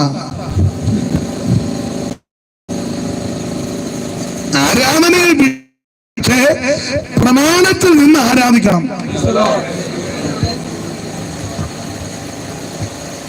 ചുമ്മാ ആടിയത് കൊണ്ടോ ജീസസ് എന്ന് പറഞ്ഞുകൊണ്ടോ തമ്പേരും ഹാർമോണിയവും മൃദംഗവും തബല് ഇങ്ങനെയുള്ള വാദ്യം അതൊക്കെ നല്ലതാ. ഇതുകൊണ്ട് പിള്ളേരുടെ ഭാഷ പറഞ്ഞ് എരപ്പിച്ചത് കൊണ്ടോ മൂപ്പിച്ചത് കൊണ്ടോ ആരൊക്കെ പ്രമാണത്തിൽ നിൽക്കും അവരിതിനകത്ത് കയറി രക്ഷപ്പെടും. വ്യവസ്ഥയില്ലാതെ പ്രമാണമില്ലാതെ ഈ ചാട്ടോ മേളോ ആട്ടോ നടത്തിയാൽ മുഴുവൻ വെള്ളം കുടിച്ച് ഒറ്റവാക്കി പറഞ്ഞാൽ മുഴുവൻ നഷ്ടപ്പെടുമെന്ന്. അതുകൊണ്ട് എന്നെ കേൾക്കുന്ന പ്രിയരെ, ആരും കൈവിടപ്പെട്ടു പോകരുത്, ആരും നഷ്ടപ്പെട്ടു പോകരുത്. ഞാൻ നന്നായിട്ട് ആ ഭാഗമൊക്കെ വന്ന് പറയണമെന്നൊക്കെ ഓർത്തടാ. ഇപ്പോഴത്തെ ഇത്രയോ സമയം പോയി. നിങ്ങൾ എന്തായാലും ഇതുവരെ എന്നെ സഹിച്ചിരുന്നതിന് വലിയ കാര്യം. എനിക്ക് പറയാനുള്ളത്, യേശുവിൻ്റെ വരവിൽ ആരും കൈവിടപ്പെട്ടു പോകരുത്. ഇത് ഭാഗ്യകരമായ പ്രത്യാശയ. കൈവിടപ്പെടാതിരിക്കണമെങ്കിൽ, ചേർക്കപ്പെടണമെങ്കിൽ അവിടെ ഒരു പദമുണ്ട്: ഭക്തികേടും പ്രപഞ്ചമോഹങ്ങളും വർജിച്ച് വേണം ജീവിക്കാൻ. ഭക്തിക്ക് കോട്ടം തട്ടുന്ന, ഭക്തിക്ക് ഹാനി വരുത്തുന്ന ഒന്നും നമ്മുടെ ജീവിതത്തിൽ കാണരുത്. അതിനോട് വിട പറയണം. പ്രപഞ്ചമോഹങ്ങളെ അവൻ വർജിക്കണം. ദൈവത്തിന് മഹത്വം. പ്രപഞ്ചമോഹങ്ങളെ വർജിക്കണം. മോനെ, നിനക്കൊരു കസേര എടുത്തിരിക്കാൻ മേലായിരുന്നു, നീ നിന്ന് കാല് കുഴയുന്നിട്ടോ. സ്തോത്രം. പ്രപഞ്ചമോഹങ്ങളെ ഞാൻ വിവരിക്കുന്നില്ല. യേശു വീണ്ടും വരും. അതാണ് നമ്മുടെ പ്രത്യാശ. ആരാ വരവിൽ പോകുന്നത്? ലാസ്റ്റ് യോഗമല്ലേ ഈ വർഷത്തെ? മാനസാന്തരപ്പെട്ട് യേശു ക്രിസ്തുവിനെ രക്ഷിതാവായി സ്വീകരിച്ച് വെള്ളത്തിൽ മുങ്ങി പിതാവിന്റെയും പുത്രന്റെയും പരിശുദ്ധാത്മാവിന്റെ നാമത്തിൽ സ്നാനപ്പെട്ട് അഭിഷേകം പ്രാപിച്ച് തിരുമേശയെടുത്ത് കൂട്ടായ്മ ആചരിച്ച് പ്രാർത്ഥന കഴിച്ച് ദൈവത്തോടും മനുഷ്യരോടും കുറ്റമറ്റ മനസ്സാക്ഷിയോടെ ജീവിച്ച് അപ്പോസ്തലിക ഉപദേശത്തിൽ വിശ്വസിച്ചും ജീവിച്ചും ഓരോ ദിവസവും മാനസാന്തരപ്പെട്ട് കർത്താവിന്റെ വരവിനായി കാത്തിരിക്കുന്ന വിശുദ്ധ ചേർക്കാൻ യേശു വീണ്ടും വരും. പ്രത്യാശയുള്ള ദൈവമക്കൾ കരമുയർത്തി ദൈവത്തിന് മഹത്വം കൊടുക്കാം. Hallelujah, hallelujah. ഒരിക്കൽ കൂടെ ദൈവത്തെ സ്തുതിച്ചാട്ടെ. ദൈവം നിങ്ങളെല്ലാം അനുഗ്രഹിക്കട്ടെ. 1 മിനിറ്റ് എഴുന്നേറ്റ് നിന്ന് ആ കരങ്ങളൊന്ന് വീശി ദൈവത്തെ മഹത്വപ്പെടുത്തി വെച്ച് നമുക്ക് പെട്ടെന്ന് പ്രാർത്ഥന നടത്താം. 1 മിനിറ്റ് എഴുന്നേക്കാൻ പറ്റുന്നവരെ ഇറങ്ങി പോകരുത്. ഒക്കുന്നെങ്കിൽ ആ കരങ്ങളൊന്ന് വീശി, ആ ഉണ്ടെങ്കിൽ ഒന്ന് വീശി ദൈവത്തെ ഒന്ന് മഹത്വപ്പെടുത്താം. ഇന്നും എന്നേക്കും വേർപിരിയാതെ ക്രിസ്തുവിൻ കൂടെ പാർക്കും നമ്മൾ. ഇന്നും എന്നേക്കും വേർപിരിയാതെ ക്രിസ്തുവിൻ കൂടെ പാർക്കും. രക്ഷിതാവ് രാജാവാൻ അതിക്ക് വാഴുന്നു. രക്ഷിതാവ് രാജാവായ ഗീതം ഇമ്പമായ പോലും കേൾക്കുന്നു. ഇന്നും എന്നേക്കും വേർപിരിയാതെ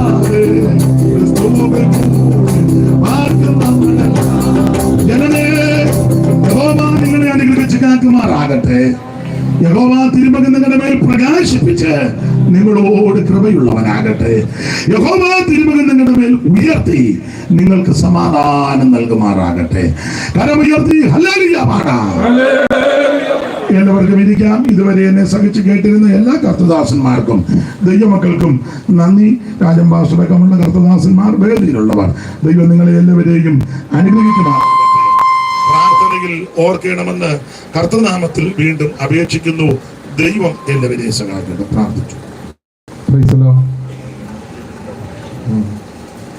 നാളത്തെ യോഗവും കൂടെ ഒന്ന് പറഞ്ഞിട്ട്, നാളെ രാവിലെ 10 മണിക്ക് പന്തലിൽ യോഗമുണ്ട്.